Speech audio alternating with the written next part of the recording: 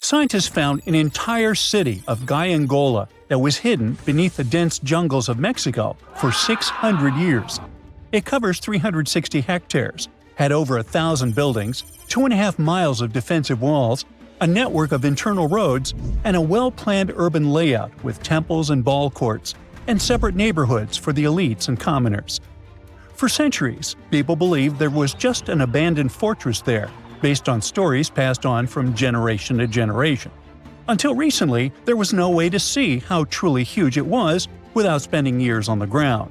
But thanks to the new technology, a remote sensing tool called LiDAR, they got a 3D model of the area in just 2 hours from a plane.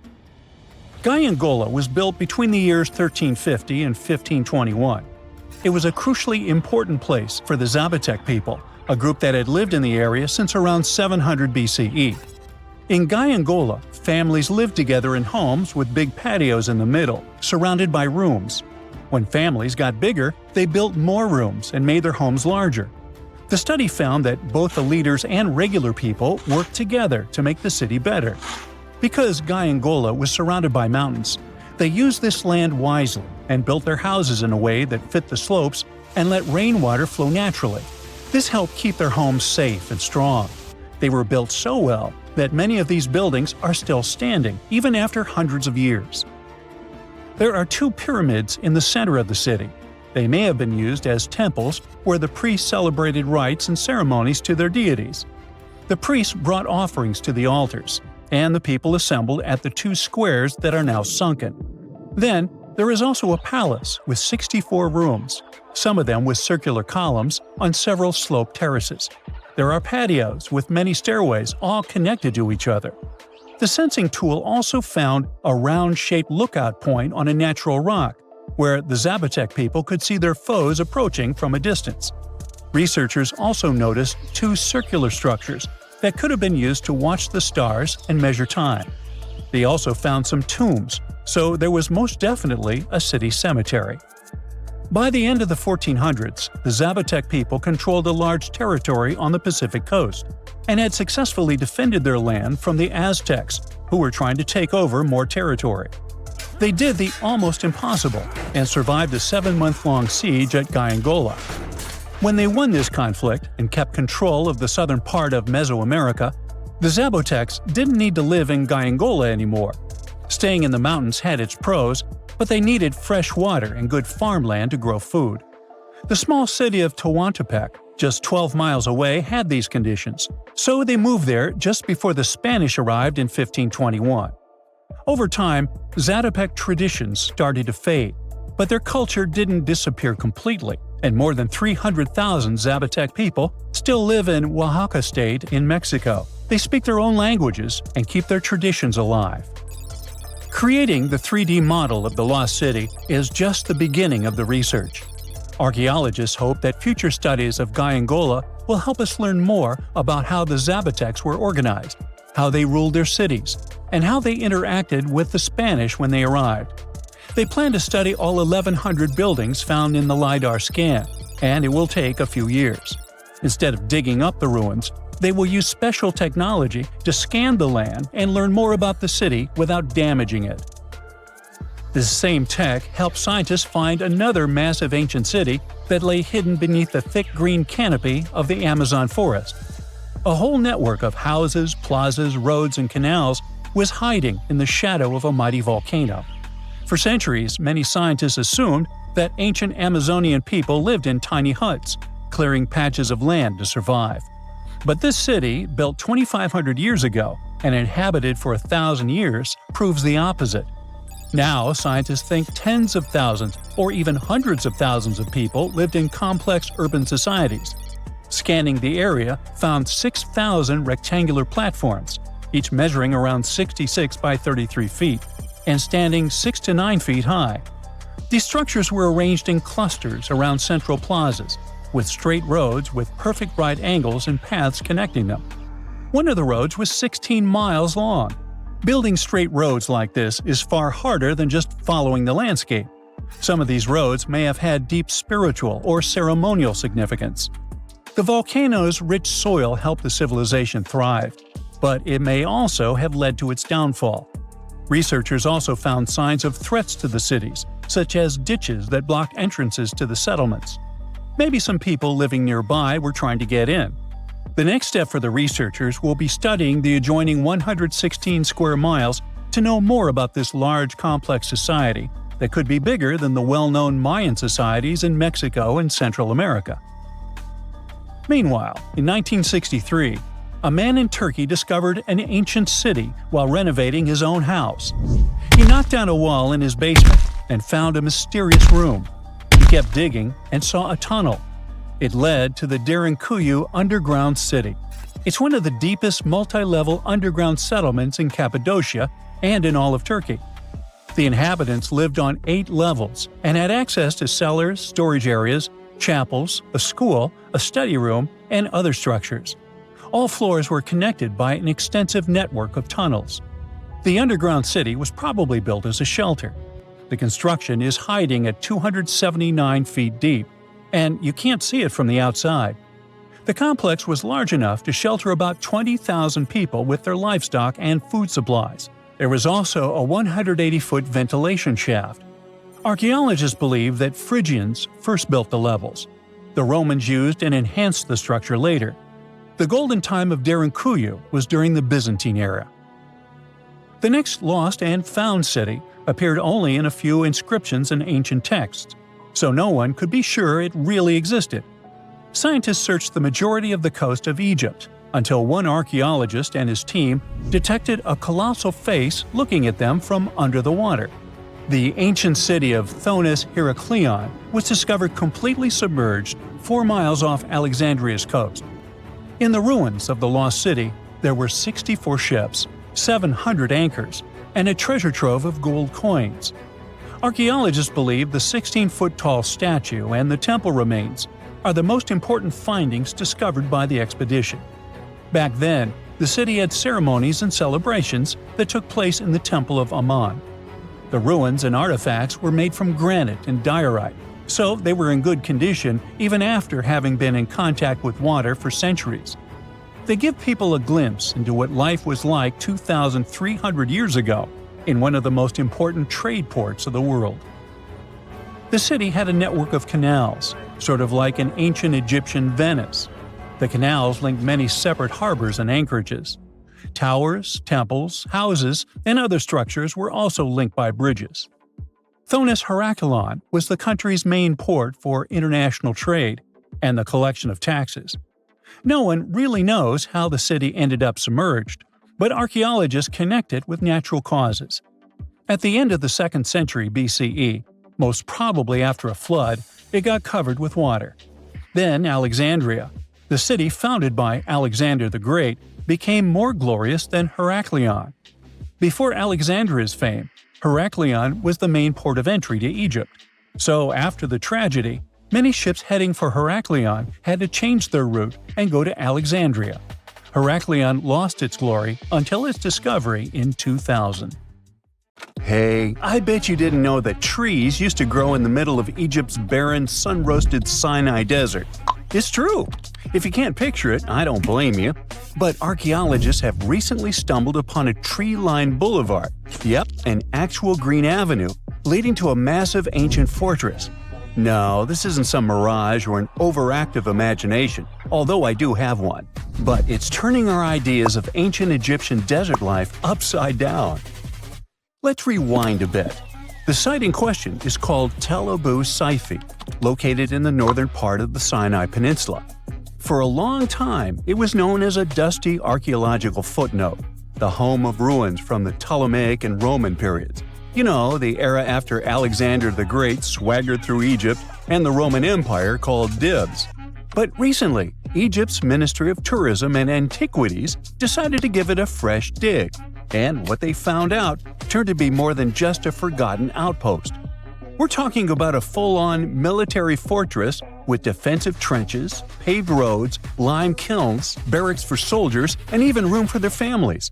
A whole bunch of living quarters right in the middle of a desert doesn't feel very homey until you remember our star, the unexpected Green Avenue. This road was over 300 feet long and 36 feet wide, as long as an American football field, paved with limestone slabs and lined with more than 500 clay planting pits. These weren't for show, they held actual trees, creating a shaded tree-line entrance straight to the fortress.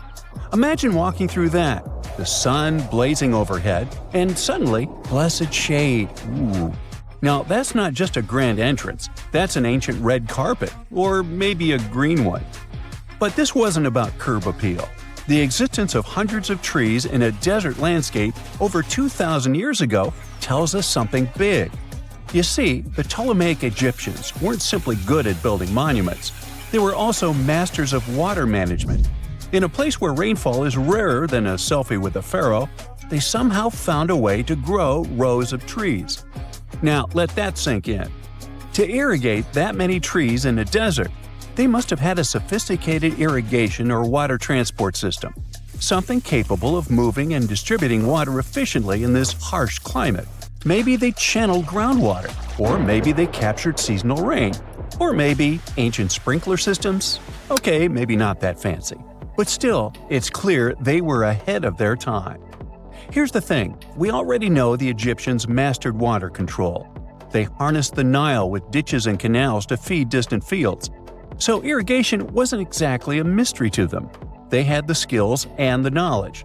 And sure, scientists still debate what the Sinai climate was like 2,000 years ago, but many believe it may have once been greener. After all, take one look at those dramatic mountains and rocky landscapes, shaped and sculpted as if by brute force of ancient rivers. And it's hard not to think that water once played a bigger role out there. Plus, archaeologists have found tons of evidence showing that Ptolemaic Egyptians cultivated fruits, vines, and trees on a large scale. In other words, growing a forest in a desert might feel wild to us, but to them, it was just another Tuesday. And now, this green avenue is making archaeologists wonder, what if similar irrigation systems were used elsewhere, say for transporting the enormous stones used to build the pyramids? There's already a theory that ancient rivers or human-made canals helped move those stones. And the Tel Abu Saifi discovery? Well, it might just be the missing puzzle piece. This isn't just a dream. Back then, rivers were like highways, power grids, and cargo trains of the ancient world, all rolled into one. Egyptians used them for everything – irrigating crops, trading goods, powering industry, and even mobilizing for war. If you were doing something important, odds are it involved a river. But wait, it gets even better. Excavations revealed deep defensive trenches, like ancient moats, dug more than 6 feet deep around the fortress. Those weren't just muddy ditches. They were part of an elaborate defense system designed to be filled or bridged to control access. Think of it as ancient Egypt's version of a retractable security gate, minus the hydraulics. And while the trenches were keeping intruders out, life inside the fortress was bustling. Remember how we said archaeologists had found military housing units? It turns out soldiers might have lived there with their families. So this wasn't just a barracks, it was a thriving community, with meals, routines, kids playing, and probably a whole lot of ancient gossip flying around the dinner table. In addition to all the military stuff, researchers found 4 massive lime kilns used to produce quicklime, an essential ingredient for making construction mortar. These kilns are a big deal because they suggest that during the later Roman period, Tel Abu Saifi turned into an industrial hub. It was like the Home Depot of ancient Egypt, churning out materials to build and repair buildings. But here's where the plot thickens. Underneath all of this, beneath the roads, the trenches, the kilns, archaeologists found the corners of an even older structure, a mystery building. Could it be the remains of a third, much older fortress? Or an ancient cemetery or lost city? Nobody knows yet, but one thing's clear, this story isn't over. Honestly, this might be the coolest archaeological cliffhanger of the decade. So, what does this all mean? Well, for starters, it challenges everything we assumed about desert life in ancient Egypt. For the longest time, deserts were thought of as natural barriers, dry, deadly, and empty. But this find suggests that the desert might have once been green and full of life, not because the climate was dramatically different, but because the Egyptians were incredibly good at bending the environment to their will. They didn't just survive in the desert, they transformed it. It also adds fuel to the fire in the age-old debate about ancient Egyptian tech. If they could build a fortress with tree-lined roads, moats, irrigation, and industry in the middle of the Sinai, is it really such a stretch to imagine they could engineer water channels to move pyramid stones? Forget the Ancient Aliens TV show. Sure, it's entertaining, I'll give you that, but it makes us forget something crucial. Those people were brilliant. A lot of what we call modern technology is recycled ancient ingenuity. And who knows how much knowledge we've lost over time. Meanwhile, the dig continues. Scientists are now mapping the entire Tel Abu Saifi site, trying to piece together how all the structures connect. Some want to analyze soil samples to find traces of old tree roots and maybe even figure out what kinds of trees once grew there. Imagine if they were date palms. We might be looking at the world's oldest snack lane. You already know that the implications of the discoveries don't stop with history books, right? This kind of discovery has modern relevance too. Our world is going through a lot of change, with crazy weather and huge heat waves. So maybe we should be asking, what can we learn from ancient civilizations that once made the desert bloom? If nothing else, Tel Abu Saifi reminds us that the ancient Egyptians were more than just pharaohs, pyramids, and mummies. They were visionary planners, eco-architects, and straight-up problem solvers. They didn't wait for nature to hand them what they needed, they engineered it. And thanks to discoveries like this, we're getting a clearer picture of just how advanced and, frankly, how cool ancient Egyptian civilization really was. So next time someone tells you deserts are just empty wastelands, you can hit them with this fun fact. Over 2,000 years ago, in the heart of the Sinai Desert, there was a fortress with a tree-lined avenue, moats, military housing, an industrial center, and even a secret underground structure. Take that, sand dunes! Who knows what else is still buried out there, waiting to rewrite history? The Sahara Desert is like a Mad Max movie. Scorching heat, endless dunes, and an overall barren wasteland. A place where no one could live, right? Well, forget all you know about it, because 5,000 years ago, the Sahara was a lush paradise of grasslands, lakes, and rivers, and the home of a ghost civilization that vanished without a trace. Our tale begins in the 1930s, when a Hungarian explorer stumbled upon a cave in the middle of the Sahara. Inside, he found something bizarre: ancient rock paintings of people swimming in a lake, surrounded by giraffes, hippos, and crocodiles. At the time, everybody shrugged it off as some symbolic depiction of the afterlife, because, really, who would imagine a lake in the Sahara? Well, fast forward some 70 years later, when a group of archaeologists made a discovery that flipped the script. In a rock shelter in Libya, they unearthed 15 mummies, along with baskets, ceramic pots, and other everyday items. This may look like prehistoric junk to most people, but to archaeologists, it was like uncovering a key piece of evidence. Those people weren't just passing through, they lived here. You see, those weren't just any mummies. They were some of the oldest naturally mummified humans ever found, dating back over 7,000 years. Take that, Egypt.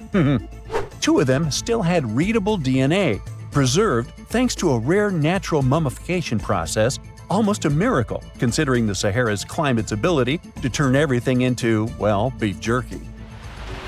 Scientists struggled to understand where those mummies came from for a while, because the mitochondrial DNA they recovered was not helpful at all. But thanks to scientific progress, they eventually managed to do a full genome analysis that revealed some weird secrets. Those people belonged to a human lineage that was completely unknown, and they lived isolated from the rest of humanity for thousands of years. For decades, researchers assumed that the place where they lived, the Green Sahara, was like a prehistoric highway, a lush corridor that humans and animals used to migrate between sub-Saharan Africa and the Mediterranean. But the mummies demolished that theory, like a hippo sitting on a sandcastle. Their DNA showed zero genetic mixing with sub-Saharan and Eurasian migrants, keeping their genes pure for 7,000 years. Their closest genetic relatives weren't their neighbors living right below the famous desert, but some ancient hunter-gatherers from Morocco, and even some guys that lived in the Czech Republic, when it wasn't even a country yet, 50,000 years ago. We're not out of the woods yet because those mummies also carried some teeny tiny traces of Neanderthal DNA, just 10% of the amount found in modern Eurasians. Now, if you paid attention in school, then you know that Neanderthals lived in Europe and Asia, and early humans only mixed with them after migrating out of Africa. But those green Sahara folks never left Africa. So how did they get Neanderthal genes? The leading theory is that their ancestors mingled with Neanderthals in North Africa 50,000 years ago before settling in the Sahara and cutting off contact with the outside world. Archaeologists also found cattle bones and tools made of stone and wood at that rock shelter, proving that those people led a thriving pastoral lifestyle. This discovery made scientists scratch their heads for a while because, you see, animal domestication was not developed in Africa. So how did they learn it if they never mingled with anyone? Did they have ancient YouTube tutorials? Probably not. The researchers believe they must have traded knowledge with neighboring groups, but just knowledge, no saliva. It's almost too hard to believe that no outsiders mixed with them. After all, who wouldn't want to live in a thriving civilization in the middle of a green paradise, drinking milk, eating meat, and even using animal blood as a protein source? Ooh, yummy. They didn't have to hunt for every meal, thanks to their livestock, and the abundant water made life pretty sweet. And yet, they never married outsiders. Why? Maybe it was a cultural choice to never date outside their own group. Or maybe the landscape itself kept them isolated. This is where scientists place their bets. They believe that the dense forests and rivers that existed in the Green Sahara acted like nature's no trespassing sign, creating a geographical barrier that isolates animals, plants, and whole societies. This isolation is the reason why their genes were so unique. These guys weren't swapping spit with anyone else. But this genetic time capsule almost didn't survive. For most of the last ice age, the Sahara was even harsher than today, a true dead zone where humans couldn't survive. 70,000 years ago, even the toughest people disappeared, retreating to the Nile Valley and the Mediterranean coast. Why? Because Earth was a climate bully. Massive glaciers stole all the moisture, weakening monsoons until rain clouds barely reached North Africa. Then came the knockout punches. Armadas of icebergs flooded the North Atlantic, triggering devastating droughts each time. This was the Sahara's ultimate keep-out era. Now, you're probably wondering how in the world the Sahara turned green after all this, and then went back to being a desert again. Well, it all started 15,000 years ago, I wasn't around then, when Earth was shaking off the last ice age. Our planet's axis was a bit wobbly, and because of that, the northern hemisphere got closer to the sun, getting extra sunlight and heat. This eternal summer turned North Africa into a giant moisture magnet, pulling water from the Atlantic and making it all rain down on the Sahara. The result of this ridiculous amount of rain was a lush savanna, complete with lakes the size of small countries. But the African humid period was not just a one-time miracle. The truth is, this eternal on and off switch between green and desert happened to the Sahara more than 230 times since the desert was born. During one of these events, the Sahara even expanded, getting bigger than it is today. So when the Green Sahara showed up, you can bet it brought the ultimate ecosystem glow-up. This wasn't just a light dusting of grass. We're talking full makeover. The transformation was so complete, it even reshaped animal populations. Cheetahs suddenly struggled with the new prey dynamics, while rodents like the multi-mammate mouse thrived in the suddenly abundant grasslands. But don't pack your prehistoric swim trunks just yet. This paradise had teeth. The Sahara was an ecological maze of crocodile-infested rivers, malaria-carrying mosquitoes, and big cats lurking in the tall grass. Crossing it would have been like playing a real-life game of Hungry Hungry Hippos. This is probably why more groups didn't settle permanently. The Sahara's climate cycled between wet and dry every 20,000 years, hardly a stable zip code. For most ancient people, it was smarter to treat the Green Sahara like an all-you-can-eat buffet, grab resources and leave before the desert returned. Still, this Green Sahara period lasted for 10,000 years, giving our mystery shepherds plenty of time to thrive. But around 5,000 years ago, Earth's axis shifted again, the rains moved away, and the Sahara dried up faster than a puddle in July. As the desert returned, the shepherds from the Green Sahara had no choice but to pack up their livestock and leave. Some researchers believe they migrated toward the Nile, laying the groundwork for ancient Egypt, so I guess their legacy lives on. Besides, their pure lineage may be extinct by now, but some faint genes of the mummies can still be found in the people that live in North Africa today. But the introvert mummies were not the only ones using the Green Sahara as an Airbnb. They actually had neighbors just around the corner, in a lakeside village in Niger to be exact. Those people thrived for 5,000 years and left behind the oldest Sahara Desert cemetery, including a man buried in a turtle shell, a grinning Halloween man with filed teeth, and a heartbreaking family embrace frozen in time, victims of the very waters that sustained them. Eventually, those people disappeared too, just like it happened to our antisocial friends. This proves that this desert outsmarts everyone, with a landscape that gives paradise with one hand and takes it away with the other. This is a real human brain. Well, it was, until a hot cloud of ash turned it into glass. This crazy transformation happened almost 2,000 years ago, when Mount Vesuvius decided it was a good day to erupt and destroy cities like Pompeii, Atlantis, and Herculaneum. This particular brain belonged to a young man who lived in 79 CE in Herculaneum. Not the most famous Roman town, but it was the first place that was discovered under Vesuvius's ashes way back in 1709. Around 200 years later, archaeologists found the remains of this young man lying face down on a bed. All the smoke and ash probably made him disoriented. So while most of the citizens of Herculaneum rushed to the shore, hoping to be rescued, the brain guy ended up trapped inside a building and passed out. Weirdly enough, this saved his brain from completely disappearing. How in the world does a brain turn into glass? Well, when Mount Vesuvius erupted, it didn't expel just lava. It also sent away a really hot cloud of ash before the solidified lava could flow down. This type of lava, known as pyroclastic flow, could get as hot as 869 degrees Fahrenheit, an insane temperature, we know. Hot enough to melt your brain, but not hot enough to turn it into glass.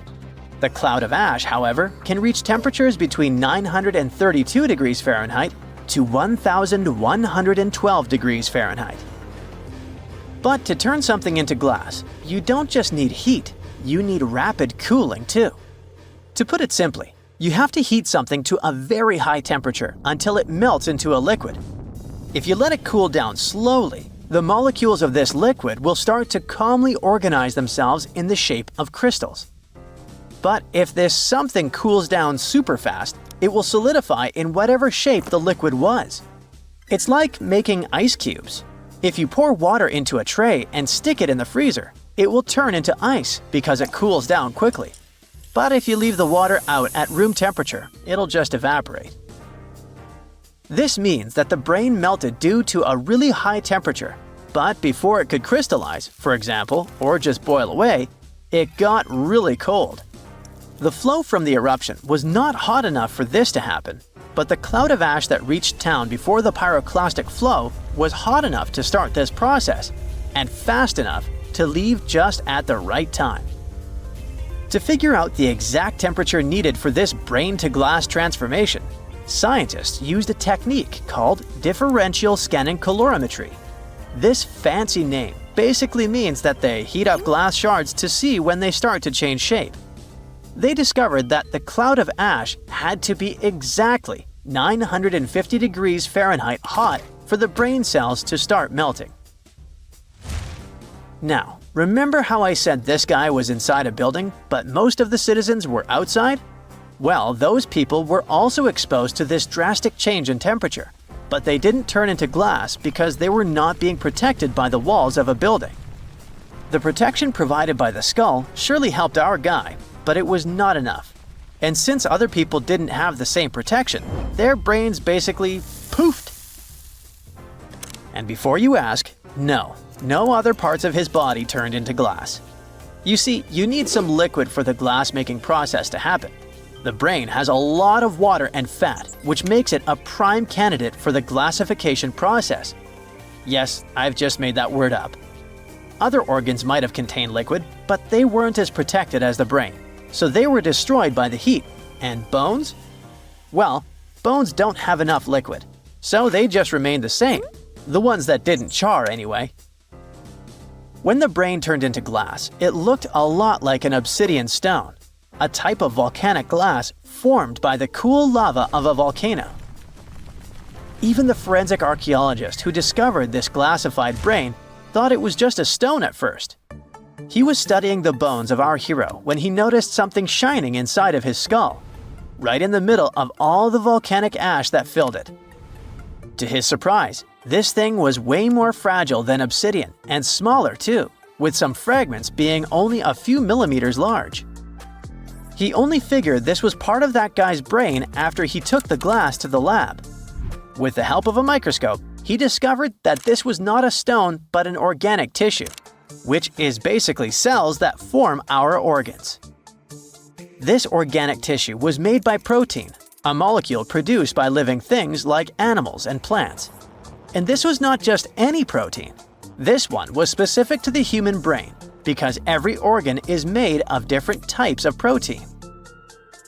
The researchers also found nerve cells preserved inside this glass, complete with the tendrils that help them receive and send messages. The microscope also showed what was left of myelin, a fatty substance that gives a speed boost to the messages traveling along the nerves. This isn't the first time scientists discovered preserved human brains. In fact, more than 4,000 brains have been found since the 17th century. It may not look like a big number, but keep in mind that finding only the brain preserved in a skeleton while the other organs are gone is not that common. You see, the human brain is actually the first thing that decomposes when we're 6 feet under, and it usually turns into liquid. When scientists stumble upon a human brain, it's usually dried, frozen, or literally turned into soap. A brain can be dehydrated if a person perishes in a place that is very hot, like a desert. Frozen brains are found, obviously, in places that are super cold, like polar tundras. A brain turned into soap may sound weird, but the saponification process is not that rare. You need a lot of fat and oils to make soap, and the human brain is filled with this. It's a complex process, but if you find a brain that turned into soap, it must have been buried in a place that is very wet and has little oxygen. Back in 1982, for example, construction workers found dozens of human skeletons in a pond in Florida. They were all 8,000 years old, and 91 of them actually had their brains still somewhat intact. And by intact, I mean they turned into jelly soap. During the 2000s, the brains of 45 people were found in Spain, preserved because of this saponification process. This discovery helped researchers understand the chemical composition of the brains and even the weather conditions of the moment when these people passed away. Scientists also discovered two 3,700-year-old brains in Turkey that belonged to a middle-aged man and a teenager that were trying to escape an attack on their city. This time, the brains turned into charcoal because of a super hot fire. And even though their skulls preserved the brains in this state, the heating and cooling process was probably not intense enough to glassify them. But this? It's the first time in history that scientists have found a brain that naturally turned into glass. It's like finding a unicorn, but in a more scientific way. So what does this discovery mean? Well, for starters, it gives us a glimpse into the lives of those who existed such a long time ago. Secondly, it taught scientists an amazing way to preserve the human brain. It also shows just how powerful nature can be. Powerful enough to turn a brain into glass, but delicate enough to preserve it for thousands of years. So, let's give a shout out to the young man who unknowingly contributed to science. He probably had no idea that his brain would one day be the star of a groundbreaking discovery. His tragic end has given us a fascinating peek into the past. Okay, what if I tell you that the extraterrestrials we all imagine as little green men may actually look like very normal Earthlings and chill in Europe? This is the Iberian Peninsula, and people living there are under suspicion. Ooh. Here's the reason. Somehow, parts of the most important artifacts that the Iberian civilization called Treasure of Valena are made of metal that simply can't be found on Earth, because it's metal from a meteorite. Now let's tackle this step by step. This is the artifact itself, and it's composed of 59 different objects. Bowls, bottles, and bracelets. Is there a pattern there with all those bees? In total, the find weighs around 20 pounds, of which 18 pounds are 23.5 karat gold. Now, if you're not a metal specialist, I'll clarify it for you right away. For comparison, 23 karat gold is 95.8% pure gold, so 23.5 karat is even purer. The remaining percentage goes to other metals to help add strength and durability to the precious alloy. There was also silver, iron, and amber in that set. The artifact could have been pretty straightforward, but for these two, let's call them imposters. Look at this wrought iron bracelet and this hollow hemisphere. Can you see that? Those rusty lines on the hemisphere and the overall weird color of the bracelet do stand out, since everything else is made of purest gold. This all started back in 1963, when a researcher noticed a dark leaden metal among the shiny bowls and bottles. The metal was shiny in some areas and covered with a ferrous-looking oxide that was mostly cracked. Now, just so you understand, gold does not usually act this way. Gold is one of the least reactive of all metals, so it won't even tarnish, let alone rust. To figure out where this suspicious iron came from, researchers turned to mass spectrometry, which checks out the mass-to-charge ratio of molecules. Their findings showed that the nickel in the iron is similar to that found in meteoritic iron. Simply put, the bracelet and the hemisphere are of extraterrestrial origin. Ooh. Now, the exact age of the trove is hard to determine, yet it's crucial. We need to know the exact age to see if it coincides with the start of the Iron Age in the Iberian Peninsula. If it does, then no further questions here. But if it doesn't, well, it's, at the very least, weird, if not suspicious. So there's this three-age system. It comprises the Stone Age, then the Bronze Age, and then the Iron Age. The Stone Age is of no importance here, so let's compare the Bronze and the Iron Ages.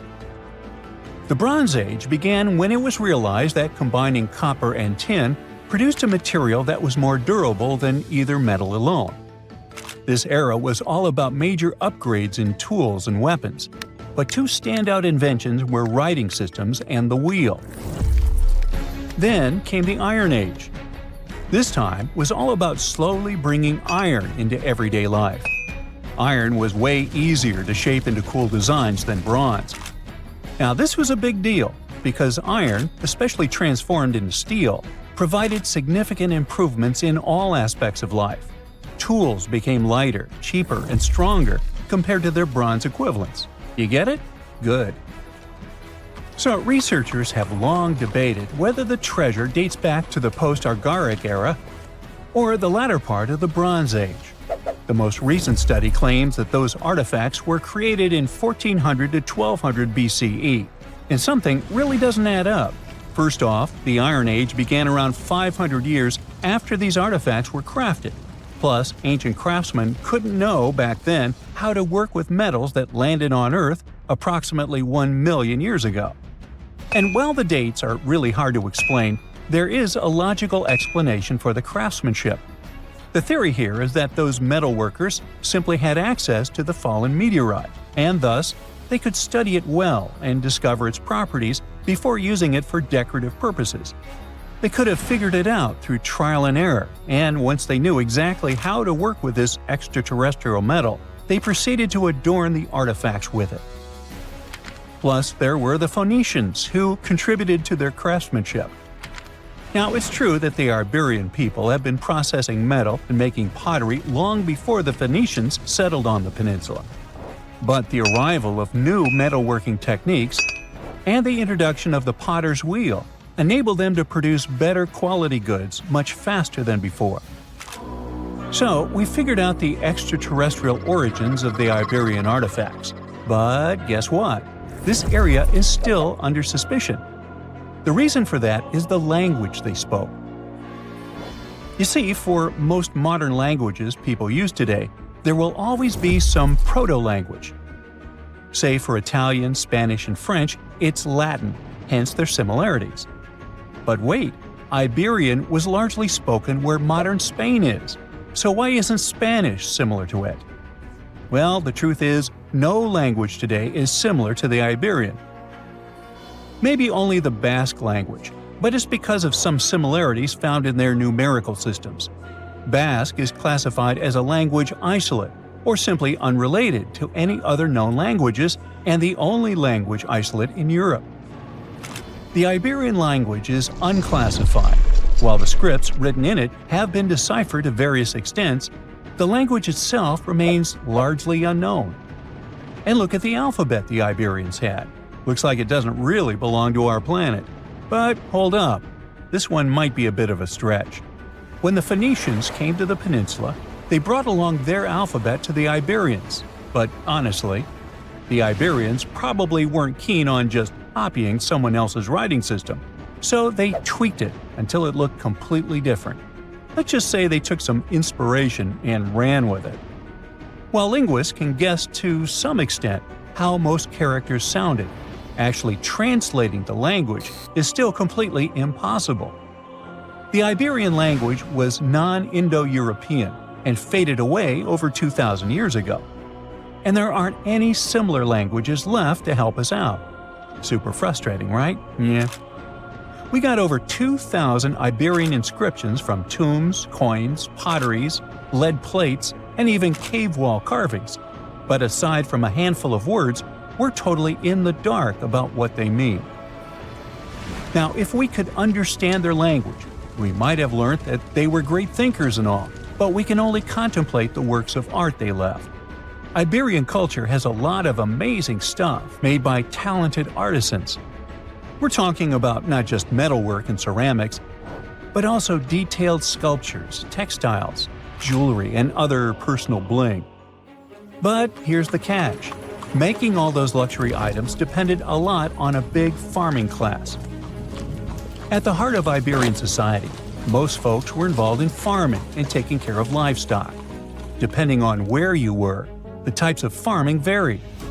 For example, up in the north, they were all about growing grains, while down in Valencia, they focused on producing olive oil and other agricultural aspects. In the west, raising animals was the name of the game. Still, we don't have much information about the day-to-day lives of the many people doing this essential work. Yet, on the flip side, we know a lot about the upper class of Iberian society, who control these agricultural resources and hire the artisans. By the 7th century BCE, we start to see a group of Iberian princes who were living the good life, trading with the Phoenicians and enjoying fancy luxury items. You can spot this elite class in their burial practices. Cremation was the go-to method for funerals among the Iberians, and wealthy individuals were often found in cemeteries with all sorts of lavish goods and funerary sculptures that give us a peek into the fashion and hairstyles of the rich. Interestingly, starting in the 6th century BCE, there was a noticeable drop in the number of recognizable burials, which suggests that these elaborate funeral customs became more exclusive to a small elite. Meanwhile, the fate of the majority, farmers, artisans, soldiers, and laborers, who made up a big chunk of the population, remains a bit of a mystery. It used to be a pretty advanced civilization, but it vanished without a trace. Researchers think it could have been due to some massive earthquake, but so far, we don't know for sure. Miles and miles of yellow sand, treeless mountain ridges, and scorching hot sun over your head. And suddenly, something you'd never expect to come across in a barren desert. A small group of overexcited people. They're as happy as you would be if you'd won a lottery. They've just found an ancient tomb, once flooded with its walls in bad shape. But the stuff they discovered inside proves that this is the burial site of one of Egypt's most mysterious pharaohs. Historians have been hunting for his tomb for years, but no one expected it to hide ancient treasures. Fast forward. After careful examination of the site, Egyptian officials have announced the discovery of the tomb of King Thutmose II. It's the last missing tomb from Egypt's 18th dynasty, and this is also the first royal tomb found since King Tutankhamun's was discovered in 1922, in more than 100 years. A team of Egyptian and British archaeologists found the tomb in the Theban Mountains area, west of Luxor, near the famous Valley of the Kings. Before this, the site was only known as Tomb C4, but during their excavation, the team found clear evidence proving it belonged to King Thutmose II. Archaeologists actually found the entrance and main tunnel leading to the tomb in 2022. But at first, they thought it belonged to a queen because it was near the graves of Thutmose III's wives. It was also close to Queen Hatshepsut's tomb. Originally, it was prepared for her when she was just a royal wife, but everything changed when she became pharaoh. But we'll talk about this twist of fate a little later. But soon they realized that their discovery was much more significant. They found alabaster jars with Thutmose II's name and the words "deceased king" written on them. That's when they realized that the tomb was actually his final resting place. Sadly, Thutmose II's tomb has seen better days. According to the head of Egypt's antiquities sector and the leader of the Egyptian excavation team, the tomb suffered major damage from ancient floods not long after the pharaoh's death. Water swept through the burial chamber, likely destroying or displacing many of the original artifacts. Much of what had been once inside the tomb was moved elsewhere in an attempt to salvage it. The researchers found out that the tomb had a basic design, with an entrance, a sloping main corridor, and a burial chamber. The corridor was coated in white plaster and rose about 4.5 feet above the floor of the burial chamber. A large staircase and a very large descending corridor of the tomb indicated its grandeur. It took the team a long time to navigate through, though, as the tomb was blocked by flood debris and collapsed ceilings. Only after crawling through a 32-foot passageway with a small 16-inch gap at the top, the worst nightmare for those of us with claustrophobia, were they able to reach the burial chamber. There, they were in for another surprise. They cleared the debris, expecting to find the crushed remains of a burial beneath. But the tomb turned out to be completely empty, and it was not due to robbery. It had been deliberately emptied. The researchers soon realized that the tomb had been flooded since it had been built underneath a waterfall. It happened just a few years after the king's burial, so the contents of the tomb were moved to another location. That's why there was a second corridor in the tomb. It was most likely made to help remove King Thutmose II's body from his flooded tomb. Despite the damage, the excavation team made some really exciting discoveries. They found traces of mortar decorated with blue inscriptions, yellow stars, and fragments from the Book of Amduat, one of the most significant funerary texts in ancient Egypt. The book was meant to guide the deceased through the underworld, ensuring a safe journey to the afterlife. Now, how about we sneak a peek at ancient Egypt's 18th dynasty? It was all about conquering lands, expanding the empire, and building jaw-dropping monuments. Some of the biggest names from that era, Thutmose I and Thutmose III, both legendary warrior kings who left their mark in history. Thutmose I was a fierce fighter who led major military campaigns, pushing Egypt's border further south than ever before, all the way to the fourth cataract of the Nile. His victories gave Egypt access to new trade routes, stronger political ties, and more wealth. His conquests were so significant that they were recorded in the tombs of his top officials. Thutmose III, sometimes called Thutmose the Great, took things even further. He was not only an incredible military strategist, but also the commander of Pharaoh Hatshepsut's armies before becoming king himself. He led between 17 and 20 military campaigns, winning every single one and expanding Egypt's empire to its peak. He even created the world's first navy. Thutmose III is often remembered as Egypt's greatest warrior pharaoh.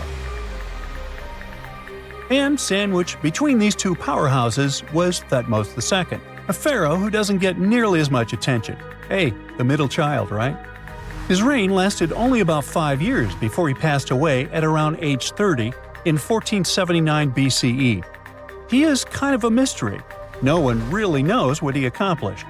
For the longest time, even the location of his burial site was totally unknown. His body was actually found in the 19th century. It was just lying around in the mortuary temple of Deir el-Bahari, in a secret chamber where priests used to hide royal mummies centuries after their original tombs were looted by grave robbers. In other words, Thutmose II's body must have been moved from his original resting place at some point in history to protect it.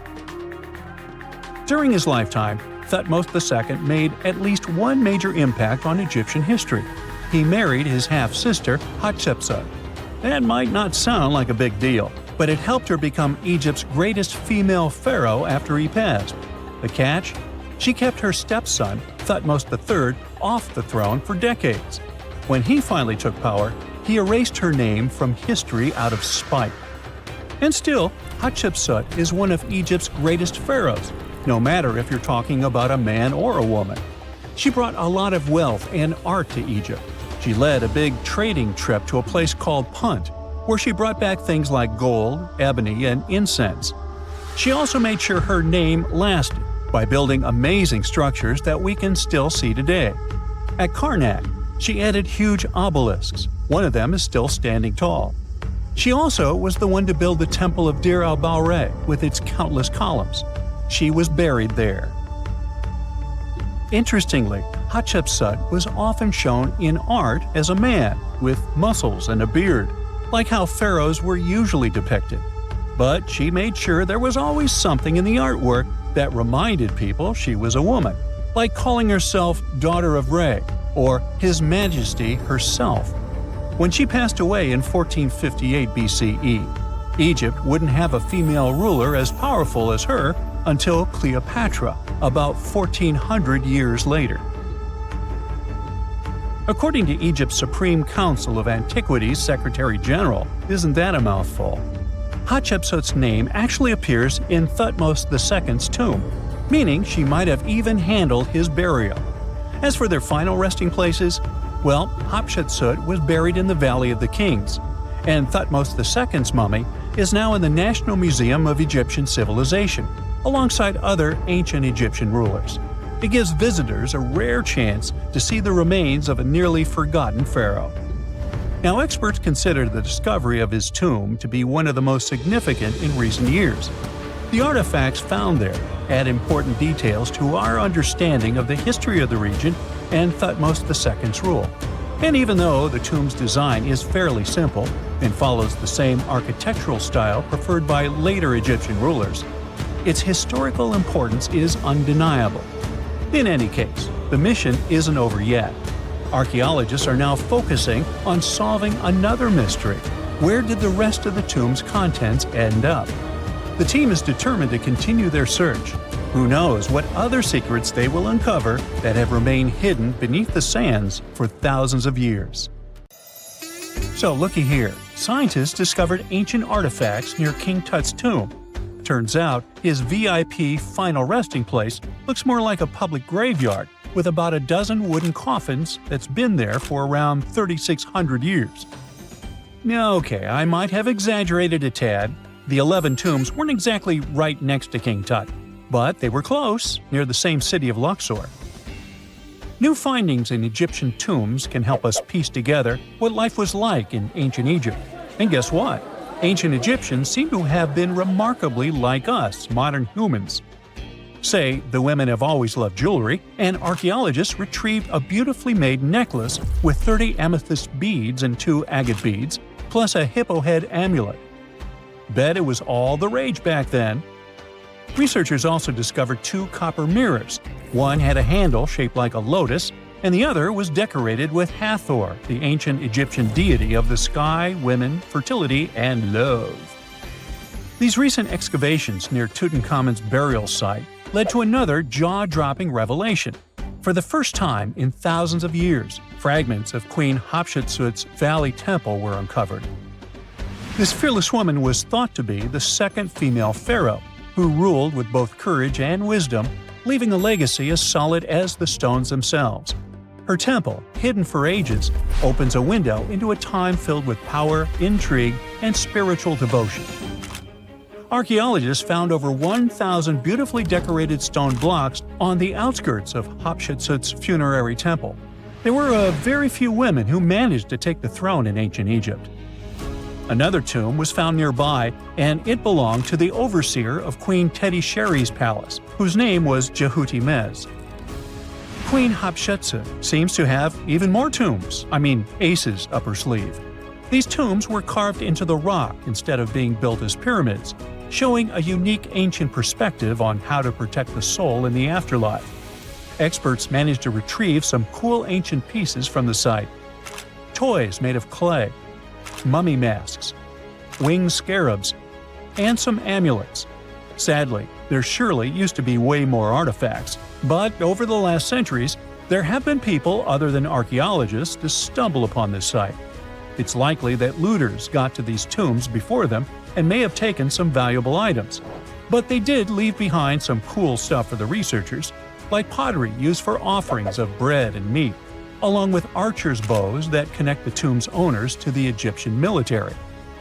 Meanwhile, soul protection is way more important than you might think, especially if you're roaming around Luxor looking for ancient secrets.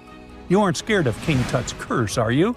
Let me tell you what happened to those who weren't scared, but promise me to take it with a dash of salt, okay?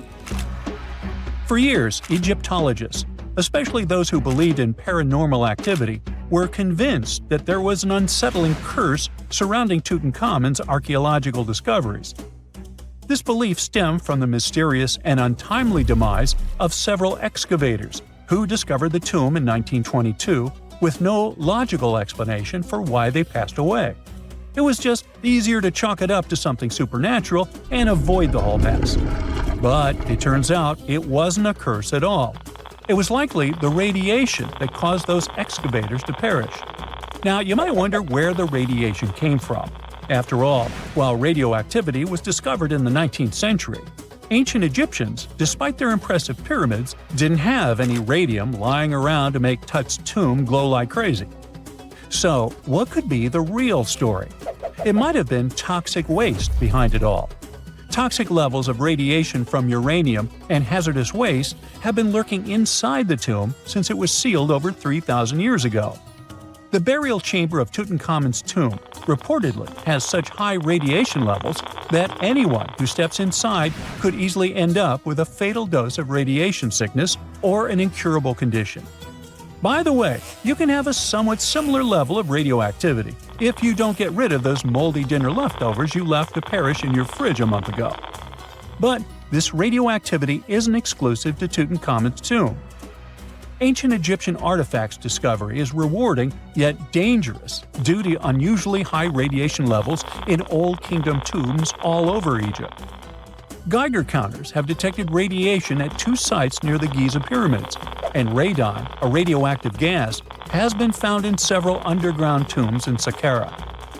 Interestingly, experts believe that the builders of these ancient tombs were aware of the toxins, as some eerie warnings were carved into the walls of many tombs.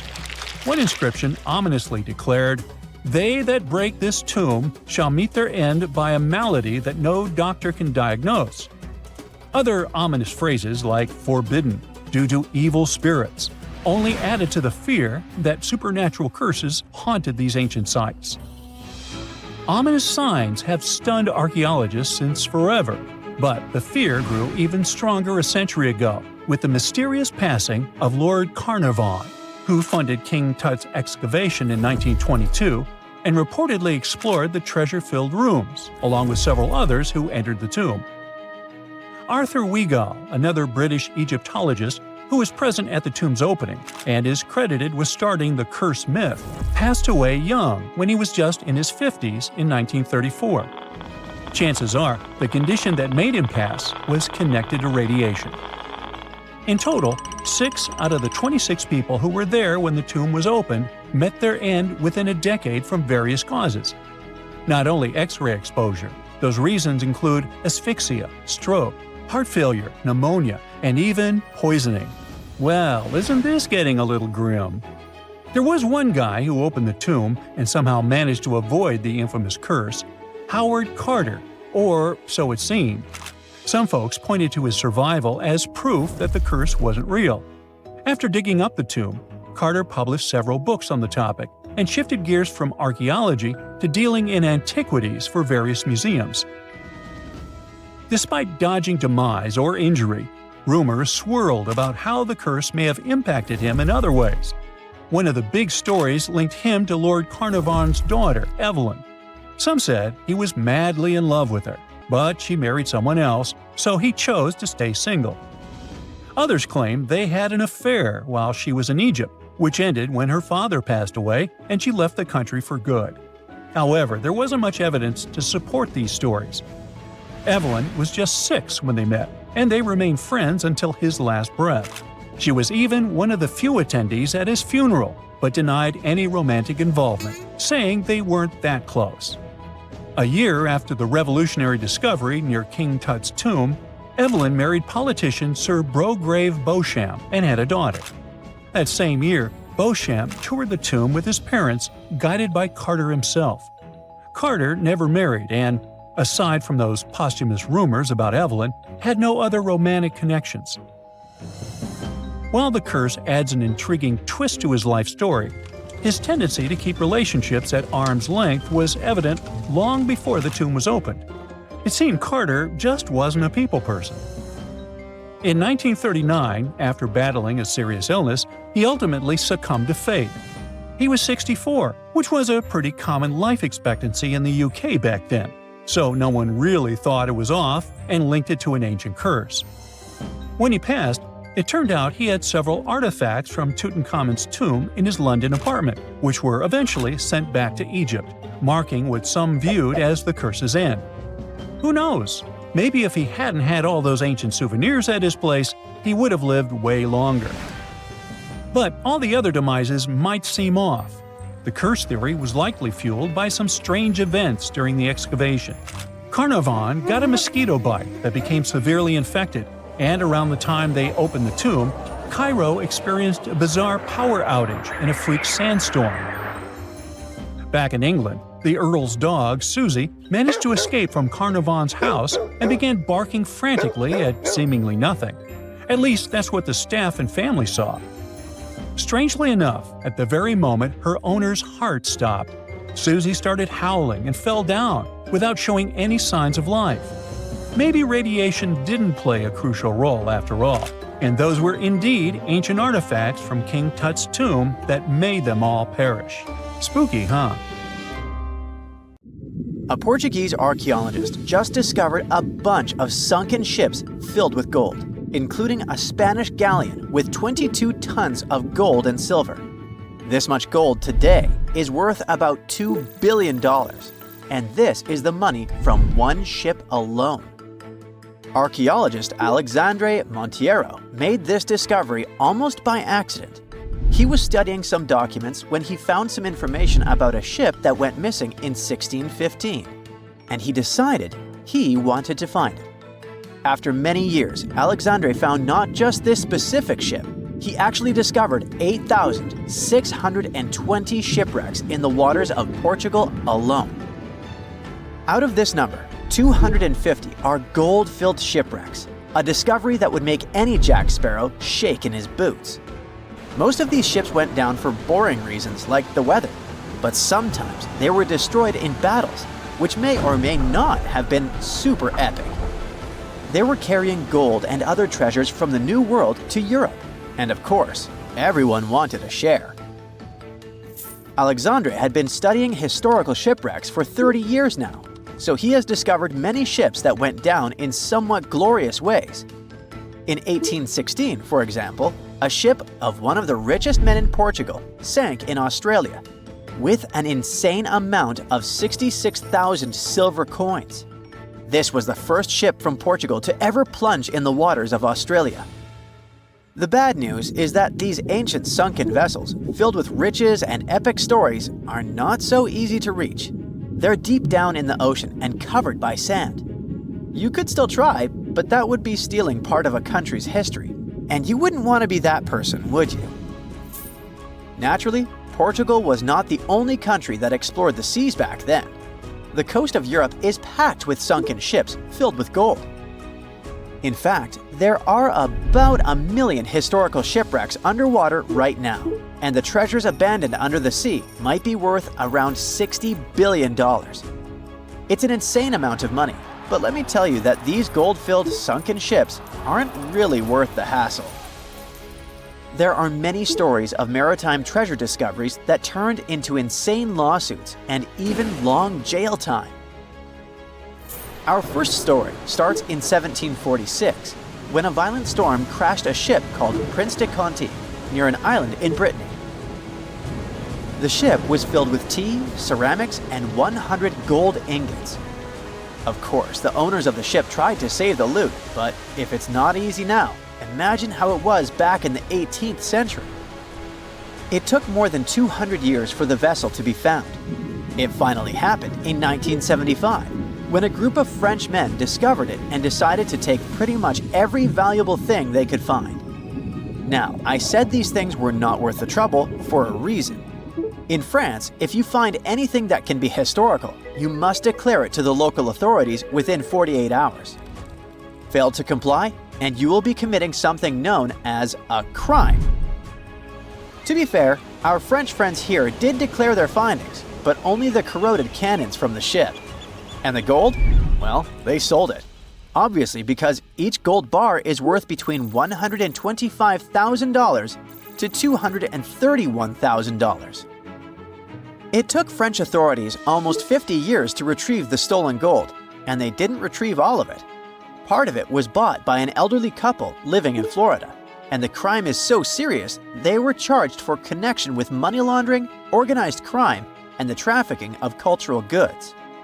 The poachers also sold some gold ingots to the British Museum collection. Now, let's go back to the 1850s, when a steamer called SS Central America traveled from Panama to California and back again. This was during the California Gold Rush, a time when 300,000 people moved to California to dig for gold. Because the travel route was not easy breezy, people needed to carry their gold around on big ships. This is where our friend SS Central America comes in. In 1857, the ship had 578 people on board and about 10 tons of gold. Very few survived, and around $100 to $150 million in gold went down with the ship.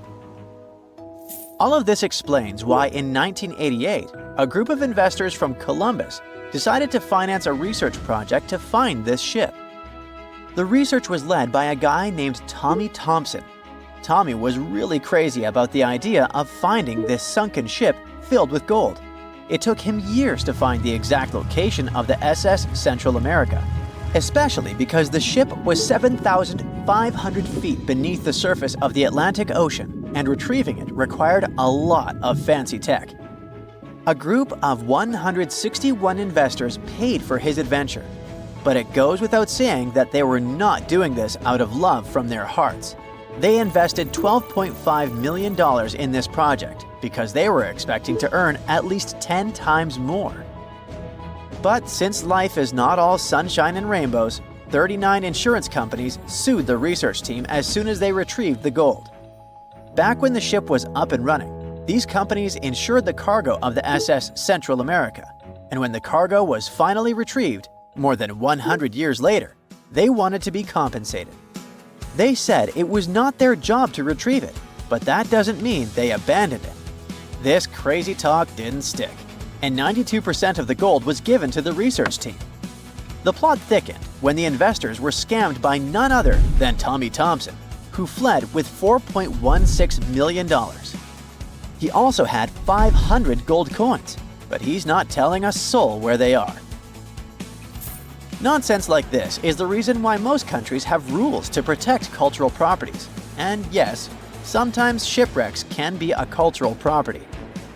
Obviously, there are many maritime treasure discoveries that happen without breaking any laws.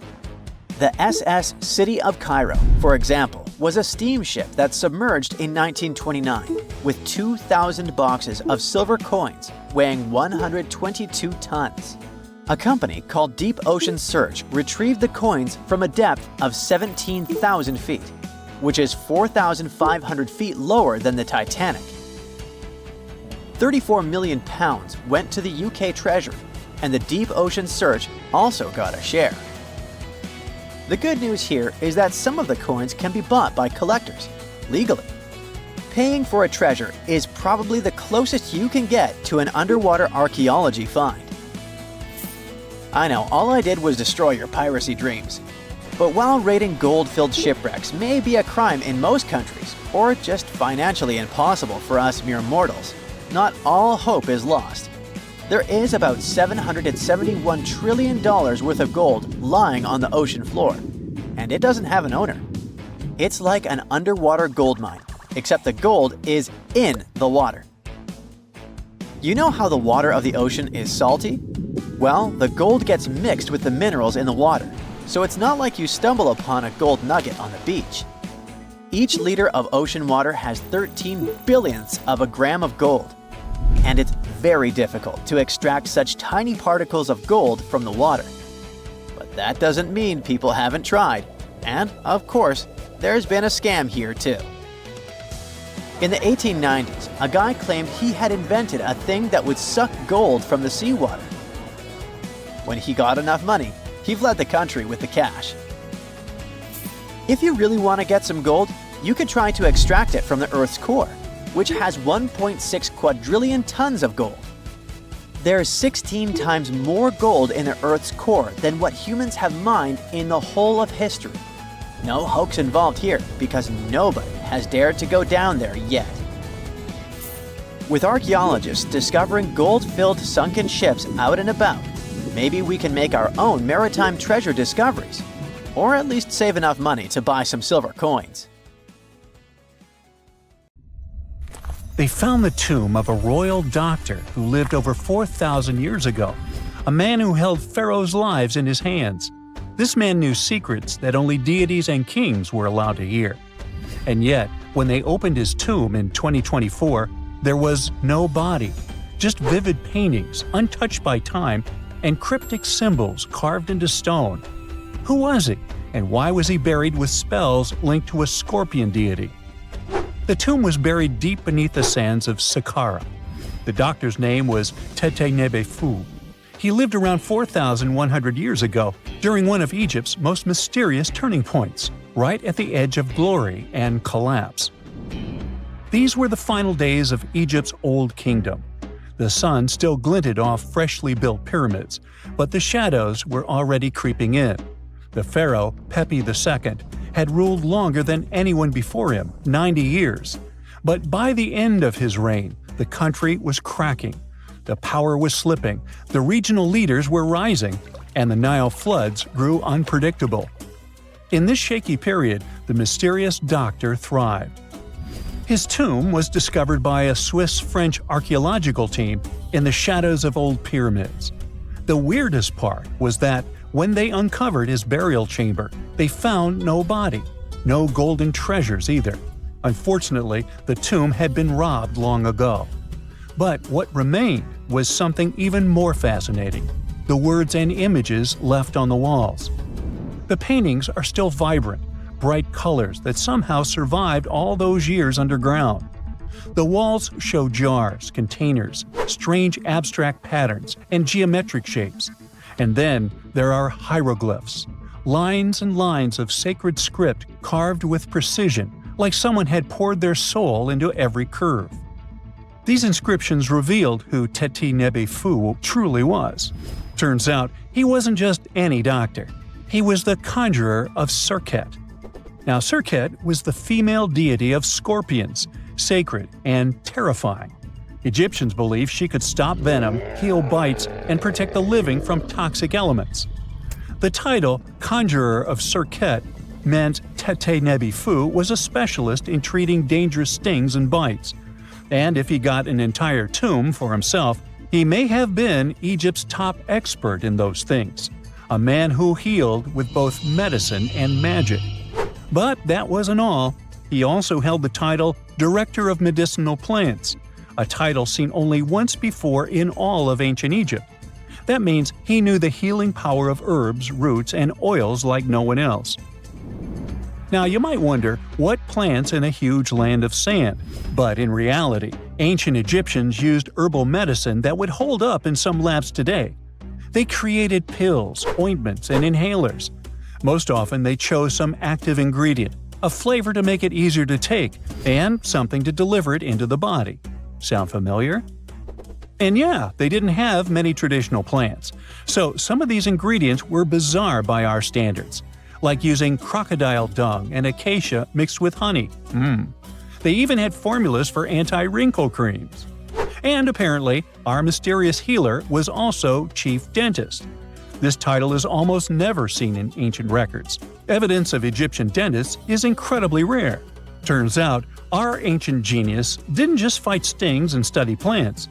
He was also trusted with teeth and jaws, which were actually a huge problem in ancient Egypt.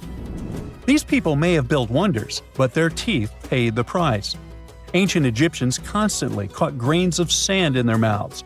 They often ate grit-filled bread and raw vegetables, which wore down enamel and caused a horrible condition called attrition. This led to tons of problems, including tooth loss. They had to improvise back in the day. For example, crafting the world's oldest known toothpaste from crushed rock, mint, and pepper, which ironically only made things worse for the gums. Or a toothpaste from things like eggshells, pumice, and natron, a salty mineral used for cleaning. They were also inventing mouthwashes from celery, bran, and herbs to ease the problem. Some mummies were even found with crude metal braces and gold wires attaching missing teeth. Though we're not sure if these were for the living, or was it just a nice little addition added as an afterlife gift. So, Teti Nebefu specialized in all these fields. 3 rare titles for one man. Now back in the day, he must have been admired as incredibly knowledgeable. In a world without modern science, he would have been like a sorcerer who knows how some leaf or bark could save a life. That's why archaeologists believe Teti Nebefu wasn't just any doctor. He was, most likely, the royal physician, the one who treated the pharaoh himself. We don't know for sure which king he served. Maybe it was Pepi II, and who knows, maybe that's why the guy lived so long.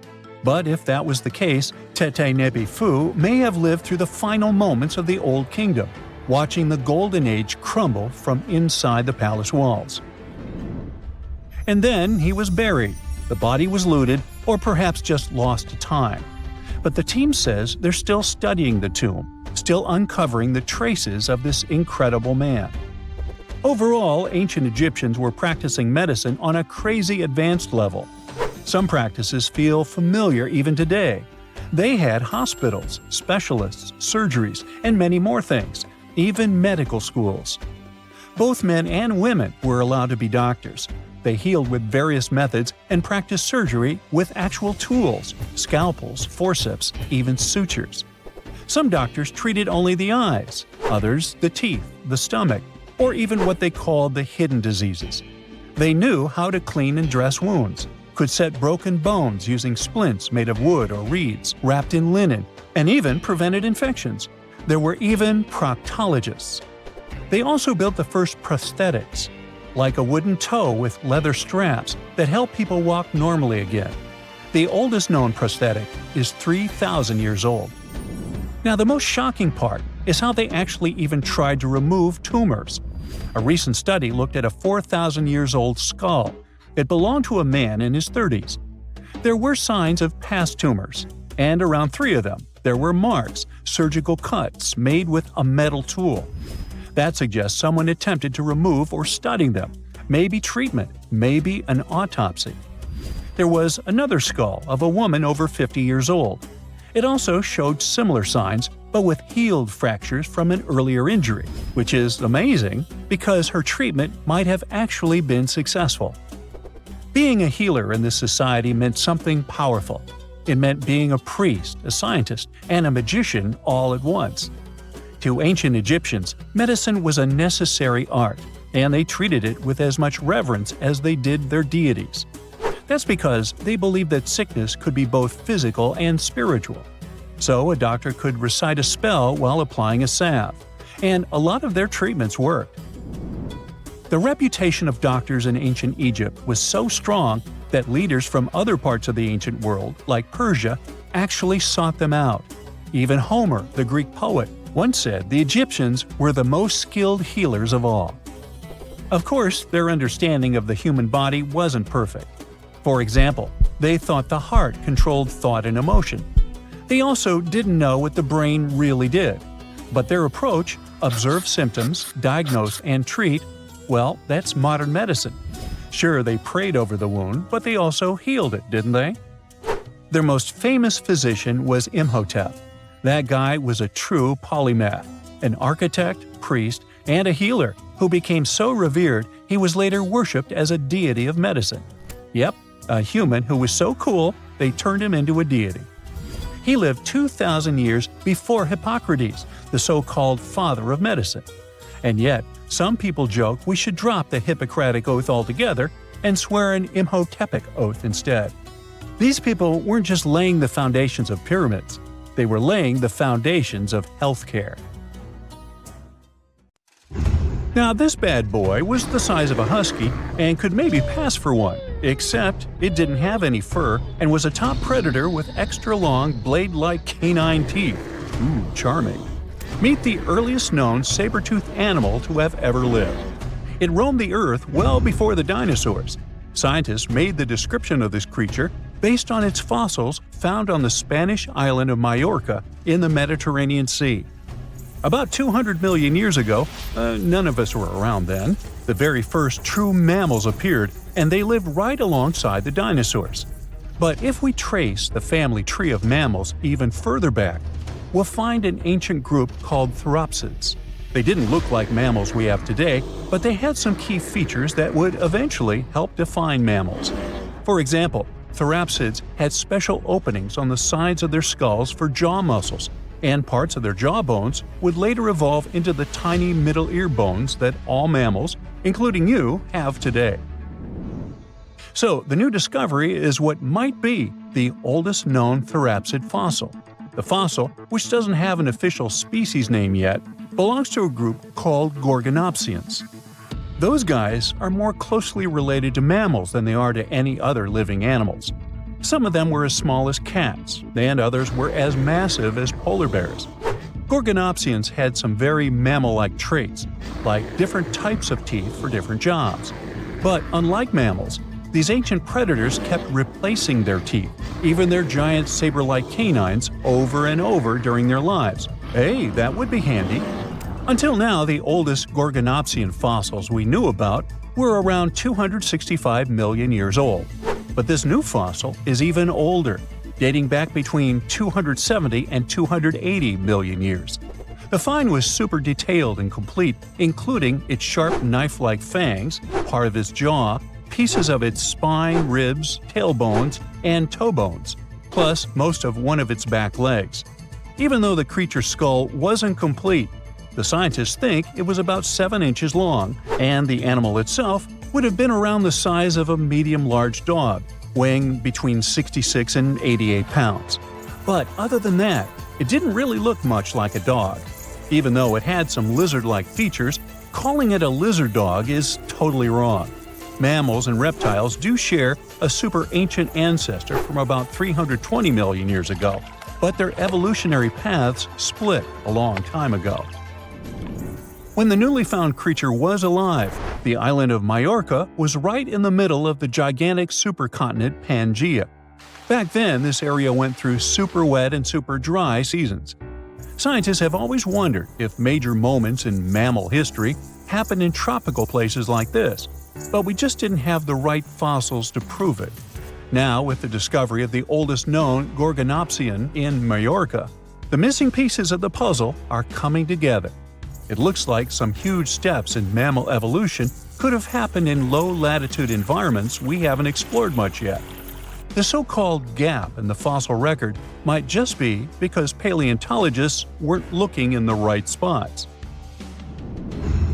Our hero of the day wasn't the only cool guy rocking the planet before dinos settled in. Over 500 million years ago, the weirdest predators to have ever existed ruled the oceans. The name is a bit tricky to pronounce, so I'm not going to. Okay, it's anomalocaris, but it just literally means unusual shrimp. This creature looked nothing like anything alive today.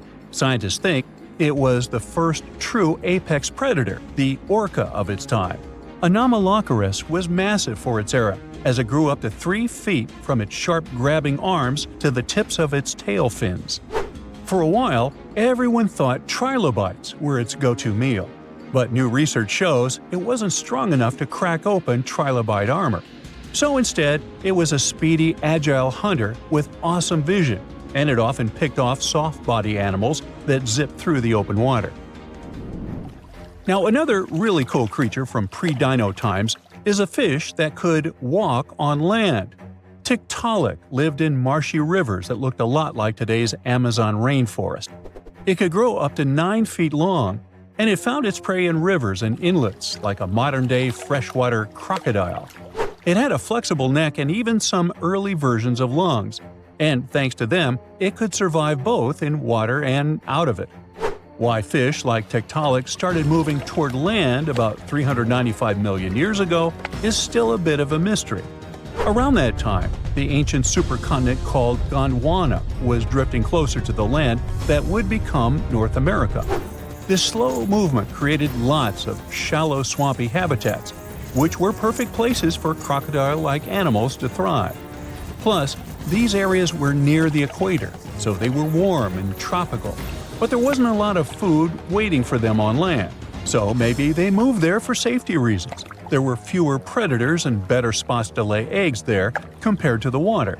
Creatures first adapted to living in open water, then shallow water, then marshes and river edges, and only after a long, slow transition did they finally step fully onto land.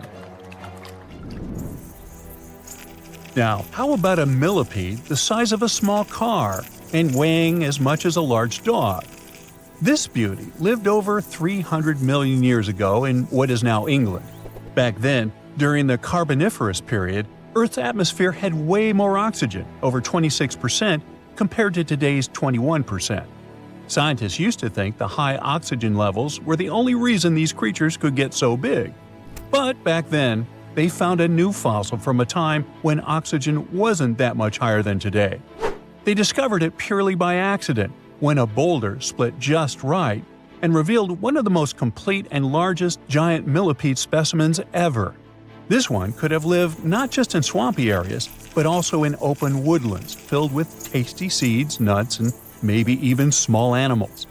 There's a chance that this beast wasn't a slow, plant-munching crawler, but a predator that would snap up whatever it could find.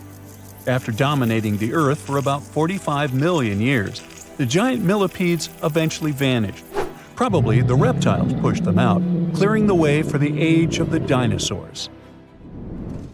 Now, in case you ever wondered what would happen if you crossed a polar bear with a saber-toothed cat, here's the answer.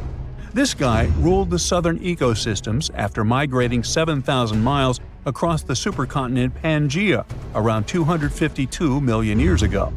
It had a tough skin like a rhino's and massive canines, perfect for tearing away huge chunks of meat, and it was an excellent runner. Once it got to its new home in what is now South Africa, it replaced a whole group of local predators. But its glory didn't last long, as closer to the end of the Permian period, massive volcanic eruptions made the weather patterns change and wiped out about 90% of all species. And because top predators are usually big, slow to grow, and not super common, they often vanish among the first when massive extinction events hit. And that's how our guy here went extinct. Our final creature of the day was a dragonfly that lived around 300 million years ago and had a wingspan of over 2 feet, 6 long, spiny legs, and huge, bulging eyes. Guiengola. This 4-winged giant is most likely the largest flying insect that ever lived. and it easily outsizes today's dragonflies, which are its distant relatives. Like modern dragonflies, Guiengola like to hang out in open areas near ponds and slow-moving streams. But unlike today's dragonflies, it wasn't just catching tiny bugs. This guy was likely the top predator in these open spaces. It used the spines on its legs like a flying trap to snatch prey out of the air, including other flying insects, small amphibians, and even lizard-like creatures. Scientists found the first fossils of Guiengola in 1880 in the coal-rich rocks in France. The fossils were incredibly well preserved and showed off the detailed vein patterns in their wings. Scientists think Guiengola grew so huge because it didn't have much competition from vertebrates, and the air back then, during the Carboniferous period, had a lot more oxygen than it does today. Archaeologists have been studying Petra in Jordan for 200 years, and in 2024, they found something they had never seen before. It's a tomb with at least 12 complete human skeletons and artifacts that are over 2,000 years old right in front of the treasury. Bronze, iron, and ceramic items were placed with the deceased, which shows how people honored their loved ones when they passed away. It's a rare chance for scientists to learn more about the Nabateans, an ancient group of Arabian nomads who built Petra. The objects found in the tomb under Petra's treasury are in amazing condition, but the skeletons became fragile because it's damp inside the tomb. They plan to study the remains and extract DNA to see if the people in the tomb were related. While some scientists are solving tomb mysteries, others have trained AI to find new ancient sites for them. They've created an algorithm that works with a special type of satellite imagery. This technique uses radio waves that can peek under things like sand, soil, and even ice to find hidden objects. AI will help search a huge desert on the Arabian Peninsula called the Empty Quarter for archaeological treasures. The lead scientists of the experiment trained the algorithm to recognize hidden locations using data from a site they had found before. The new tech can discover buried structures within 20 inches, which is very precise. Another groundbreaking tech, LiDAR, which means light detection and ranging, helped archaeologists reveal new hidden cities all around the world. LiDAR can see big structures beneath layers of vegetation and map even subtle changes in ancient landscapes. They use it to scan large areas from a small plane flying over places that aren't so easy to study from the ground, like dense jungle. In 2024 alone, they found new Maya settlements in southern Mexico, gardens, roads, and rivers in Ecuador's Amazon rainforest, ancient ruins on the Pacific island of Tonga, and the remains of 2 medieval cities along the Silk Road route in Uzbekistan. Maybe some smart technology can also explain what Marge Simpson is doing on Earth in an ancient Egyptian tomb from 3,000 years ago. The drawing, featuring a woman with yellow-colored skin, a blue crown, and a green outfit, is alarmingly like the famous cartoon character. If you don't see a resemblance here, I hope you'll at least enjoy an amazingly well-preserved necklace with amethyst and agate beads. It's from another recent find from Egypt, an ancient tomb with 11 sealed burials near Luxor. Archaeologists also found 2 copper mirrors, one with a lotus-shaped handle and the second with a unique design of the deity of the sky, women, fertility, and love in ancient Egypt. The hair of the figurine was originally made from almost 4,000 mud beads. Another awesome find from 2024 is an ancient Greek shrine with intact burials, a sarcophagus, and plenty of gold inside. They think it was built before the year 300 before the Common Era, and the marble lions, also found inside, were made from the same marble as the Parthenon in Athens. Greece is so full of ancient treasures that the city of Thessaloniki will house around 300,000 of those artifacts in their new subway system. Meanwhile, archaeologists in France have found a monument unlike any other, and they can't figure out what it was used for. It's direct proof that people used to live here between the Neolithic and the early Iron Age periods. The coolest part is a monument made of 3 unique shapes that fit together like puzzle pieces. Some gravel found in the monument could mean there used to be a wooden fence called a palisade. People who built it probably used it for protection or decoration. The team studied the layers of soil around the monument to learn more about its origins. The only tools found so far were sharp flint stones, not the cartoon characters, which were used during the Neolithic period. The next step will be radiocarbon dating to figure out exactly how old the site is. Now, the oldest saddle ever found so far was found in the grave of a woman near the edge of the Taklamakan Desert in northwest China. This saddle is the oldest ever discovered. It was crafted from pieces of leather that were sewn together and stuffed with straw and animal hair to make it soft.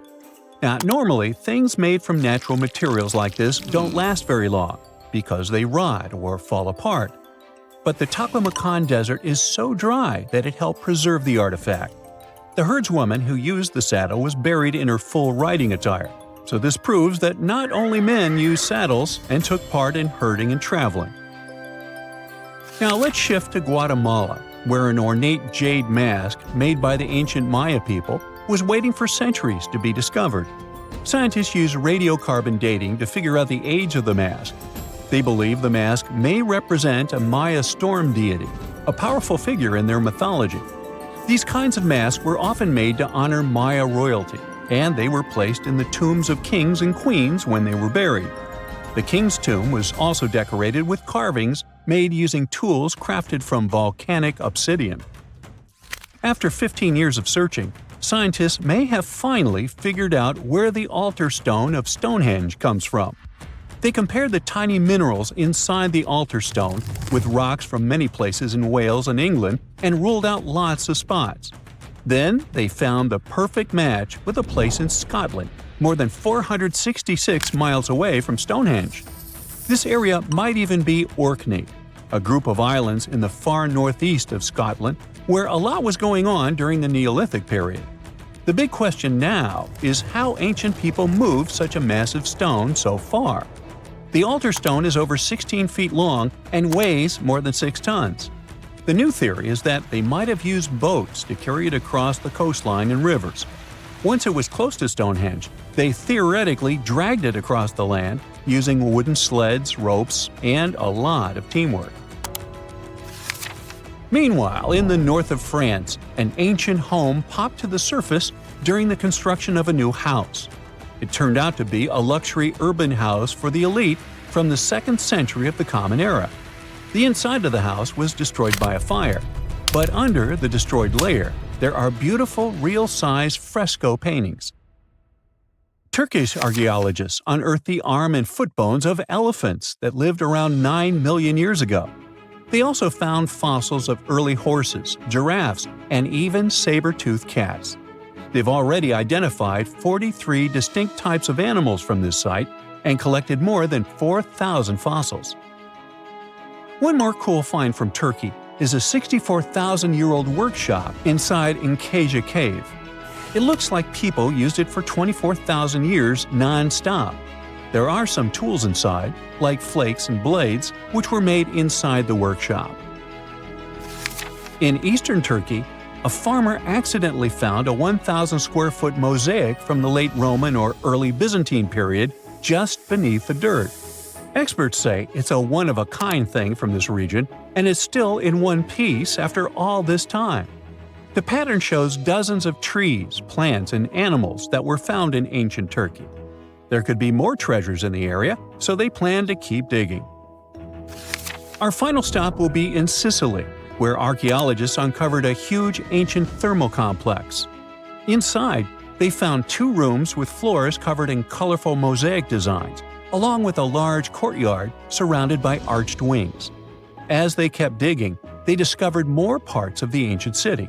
They found new roads and the remains of a huge complex, along with stretches of old stone walls that were part of the city's fortifications. These discoveries are helping scientists imagine what the city might have looked like during ancient times. No one knows for sure whether the bathhouse was built by the Greeks or the Romans, since both civilizations lived in Sicily long ago. Something strange is lurking beneath the sands of Giza, and scientists have no idea what it is. Archaeologists just found a hidden structure near the Great Pyramid using advanced ground scanning technology. What's inside? Nobody knows. but excavations are already underway. The Great Pyramid of Giza is one of the most famous monuments on Earth, but it doesn't stand alone. It's surrounded by an ancient necropolis, a massive royal graveyard filled with tombs and monuments. They belong to pharaohs, nobles, and other high-ranking officials. Most of these tombs are above the ground. They're called mastabas, rectangular, flat-roofed tombs built from limestone or mud brick, and they've been studied for decades. But from old movies, we know that these weren't simple graves. They have deep vertical shafts leading to underground burial chambers, where the past was sealed away for eternity. And recently, archaeologists found one curious empty space in the cemetery, a completely unexplored patch of ground. No mastabas, no visible ruins, nada. For years they ignored it, but between 2021 and 2023, they decided to investigate. They didn't dig though. Instead, they used a technology that kind of acts like X-rays for the ground. These radars let scientists see the secrets hidden there. And there was something hidden beneath the sand, something deliberately buried and forgotten. A two-part underground structure. One part was shallow and L-shaped. It's about 33 feet long and buried just 6.5 feet deep. But below that, a deeper, more mysterious anomaly, a structure completely different from anything else in the area. They called it a highly resistive anomaly, which means it's dense and solid, likely made of stone, sand, or even metal. And still, no one has a clue what's inside it. Now, it's clear that humans made the L shape. It wasn't formed by nature. And the shallower structure might have been an entrance to whatever is hidden below. But they only have some theories about what might be hidden there. It's also filled with sand and gravel. It was probably deliberately backfilled after its construction, perhaps to preserve this. Why? Well, we don't know yet. The archaeological team will need to excavate to understand what exactly this thing was and why it was built. The first guess is a lost burial chamber. Many tombs in Giza have underground burial sites, but most have clear surface markers. This one, for some reason, has nothing, but it could be one of them. The second guess is an ancient offering chapel. Egyptologists know that some chapels were built in this shape, but usually they were above ground, not buried like this. And finally, it might be something we've never seen before. If this turns out to be a new type of structure, it could rewrite what we know about the burials of pharaohs. The only way to know for sure is to dig it up. And that's exactly what's happening right now. Excavations are already underway. Archaeologists are racing against time to uncover the truth. But there's a real danger there too. Giza's fragile ancient structures need to be handled carefully. Otherwise, they could be damaged beyond repair. So all we can do is wait for the truth. Now, these tombs always held fascinating mysteries. Unfortunately, we'll never learn tons of these mysteries because of some relentless tomb robbers. Egyptian tombs were built to guard the bodies for eternity. But that absolutely didn't stop people from breaking in and stealing everything valuable inside. They've been bothering these ancient sites for thousands of years, starting way back in pharaohs' times. Many of the most famous tombs, including those in Giza, Saqqara, and the Valley of the Kings, were looted. It was a common practice in ancient Egypt. And they were serious about this whole thing. They dug secret tunnels to bypass traps and walls, bribed or threatened tomb workers to get inside knowledge, cracked open sarcophagi to grab gold, jewelry, and artifacts. And by the time modern archaeologists got to most of these tombs, they had already been picked clean. The reigning pharaohs got tired of this infuriating nonsense. The Valley of the Kings, the famous burial ground of Egyptian royalty, was supposed to be the ultimate safe zone. Tombs were built deep underground, hidden in the desert. Passages were sealed with giant stone blocks. False doors and traps were added to confuse thieves. Even curses were written on the walls, warnings of horrible endings for anyone who dared to disturb the tomb, which is exactly where we got all those horror stories about mummies from. Spoiler alert, none of it worked. Most tombs in the Valley of the Kings were fully robbed within 100 years of being sealed. Even King Tutankhamun's tomb, one of the most famous in history, was broken into twice in ancient times. Some of them decided to try and fight back. The New Kingdom rulers built hidden unmarked tombs in a way that should have prevented the looters from finding them, but didn't work. Some pharaohs, like Ramses II, were moved in secret to prevent their bodies from being stolen. Nope, didn't matter. The grave robbers always won. That's because tomb raiders weren't just random thieves. They were skilled, organized, and well-connected. They knew exactly where to look. Many were the ones who had built these sites in the first place, and they knew where the entrances were. If they couldn't smash through the doors, they'd dig through the walls, floors, and even ceilings to break inside. They also worked fast, often within a few years after the tombs were sealed, before anyone forgot where the valuable stuff was. The Khufu's pyramid, the one that's next to this newly discovered structure, was looted long before modern times.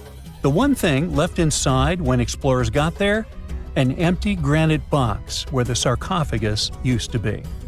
Unfortunately, it's not just about gold. History itself gets stolen during these raids. Ancient Egyptians wrote detailed records of what exactly and where they buried. So when archaeologists compare these lists to what's found, they can see what's missing, which is often everything valuable. Most artifacts don't end up in museums. They just disappear into private collections, where they can never be studied again. Which is, of course, completely unfair. In fact, a few countries have had enough and started passing laws to take historical artifacts back from private collectors. In Italy, if you own an ancient Roman artifact, you must prove you got it legally. China is actively hunting down stolen artifacts, and they must find ways to retrieve it back from the Western collectors. In Egypt, they passed new laws making it illegal for private citizens to own any ancient Egyptian artifacts at all. Other countries, like the US, the UK, Germany, or Switzerland, are completely fine with rich guys owning their history. The British Museum is built on looted things. European empires invaded half the planet and took whatever they wanted back home. Their museums are often full of such stolen artifacts, and unfortunately, they refuse to give most of them back. For example, the Rosetta Stone. It was taken from Egypt by Napoleon's army, then stolen again by the British after they beat the French. Egypt has been demanding to return for years, but they still can't get it back. Or the Parthenon marbles. These magnificent massive Greek structures were taken from the Parthenon in Athens by a British lord in the 19th century. Greece has been begging for them back ever since, but the UK doesn't feel like it. Not to mention tons of Mesoamerican artifacts, scattered in various museums across the world. European explorers raided Mayan and Aztec temples, took statues, jewelry, and sacred objects, and now Mexico is fighting to get them back. Well, wouldn't it be surprising even if this mysterious underground chamber has somehow been looted already? But if it's a newly found place, could it be one of the few that escaped the hands of grave robbers? Could there still be ancient artifacts, untouched for 4,500 years? We can only hope that those guys didn't get there first. Big news! Santa is real, and he looks like this. I know it's not exactly how we pictured the jolly old guy, but a recently discovered tomb might just be the proof we've been waiting for to show that St. Nicholas was real and Turkish. Turns out, he wasn't a North Pole native, but a kind-hearted bishop from the 4th century, famous for giving gifts to everyone. The legend says he was a wealthy man born in the ancient city of Patara, modern-day Turkey, who traveled to the countryside to help the poor and the sick. For centuries, though, people couldn't be sure he actually existed. Some historical sources say he was buried in Myra, which is now called Demre, Turkey. Since the 80s, archaeologists have been digging around this area, trying to prove it. And now, their Christmas miracle has finally come true. After digging 6 feet deep in an annex of St. Nicholas's church, they uncovered a mysterious limestone tomb, about 2 meters long. While they're pretty sure this is St. Nick's final resting place, they're still searching for an inscription to confirm its exact age. Now, if we're talking about the fictional Santa Claus, legend says his home is in Lapland, Finland. Back in 2018, archaeologists made an interesting discovery that could finally prove that Santa was real. they were digging at a site called Tiny Aro when they stumbled upon about 200 burial pits. But when they looked inside, there was definitely no sign of Santa. Actually, there were no human skeletons at all, just a bunch of things like pottery and animal bones. So no one really knows what this place was. That was the complete opposite of what happened with a group of archaeologists working in the ancient city of Petra, Jordan. Since 2003, there have been rumors about hidden chambers beneath the famous monument called Al-Khazneh, also known as the Treasury. 21 years later, a team finally decided to dig and uncovered an intact tomb. Inside, they found at least 12 human skeletons and artifacts estimated to be over 2,000 years old. Hundreds of thousands of tourists travel to Al-Khazneh every year, and most of them probably go there to see the site of the Holy Grail in the movie Indiana Jones and the Last Crusade. So, do you want to know the funny part? One of the skeletons in the tomb was clutching a ceramic chalice that looked a lot like the Holy Grail. You probably remember the devastating fire that caused massive damage to Notre Dame in Paris back in 2019. Because of that, the building, originally built between the 12th and 13th centuries, had to be restructured. But archaeologists saw it as a golden opportunity to dig into the site and uncover its hidden secrets. The team was only allowed to dig about 16 inches beneath the floor, but that was enough. As soon as they removed the floor tiles and cleared away a thin layer of dirt, they spotted the top of a lead coffin. Then, they found some limestone sculptures, including life-sized heads and torsos. Altogether, they uncovered over 1,000 fragments of different works of art. Ancient statues have been found in the most random places, including a sewer.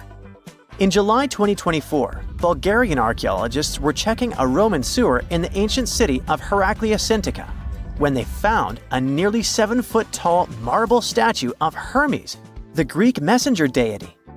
This town was completely devastated and abandoned after 2 earthquakes, one in the year 388 and the other in the year 425. But somehow, it didn't destroy this statue. In fact, its head was found in surprisingly good condition. Finding ancient artwork is definitely fascinating, but imagine stumbling upon an entire hidden city in the Amazon rainforest. Using high-tech lasers, researchers uncovered a lost civilization with thousands of structures and a whole network of roads, canals, and houses, all buried beneath the dense jungle. This city was built around 2,500 years ago, in an area located in the shadow of a volcano, which, by the way, could have erupted and destroyed this civilization at some point. It's hard to say exactly how many people lived there, but experts estimate they stayed up there for about 1,000 years. This discovery proves ancient people also had huge, organized cities in the middle of the Amazon. A similar thing happened in Campeche in southern Mexico. An archaeologist was doing some research on the internet when he accidentally discovered a hidden Maya city. This area, now called Valeriana, was huge, about the size of Edinburgh, the capital of Scotland. It had pyramids, sports fields, amphitheaters, and paths connecting different districts. Thanks to satellite images, archaeologists uncovered an entire unknown civilization from the Bronze Age. They were checking out aerial images when they discovered 100 prehistoric settlements in the Pannonian Plain, a region that includes parts of what's now Serbia and Hungary. The people who lived there are now known as the Titsa Site Group, and it looks like they were a pretty well-organized society, skilled at growing food, hunting, and fishing. Google Earth helped a team to uncover a mysterious set of 400 ancient gates in Saudi Arabia. These gates, scattered across the desert, are thought to be from thousands of years ago. They're made of stone and arranged in weird formations that have left archaeologists scratching their heads. I mean, they don't look like they were meant for funerals, and they don't seem like structures where people lived. So, we still have no idea what they are. Technology is really changing archaeology. Thanks to artificial intelligence and, well, a $1 million prize, we've finally been able to decipher part of an unreadable and super damaged ancient scroll. The Herculaneum scrolls were discovered by workers digging up the ancient town of Herculaneum near Pompeii in 1752. But their condition was so bad that, for years, they were considered indecipherable. Thankfully, AI has helped unveil their secrets. Based on the studies so far, experts believe that one of these scrolls was written by a philosopher who valued pleasures, like music and food, above all else.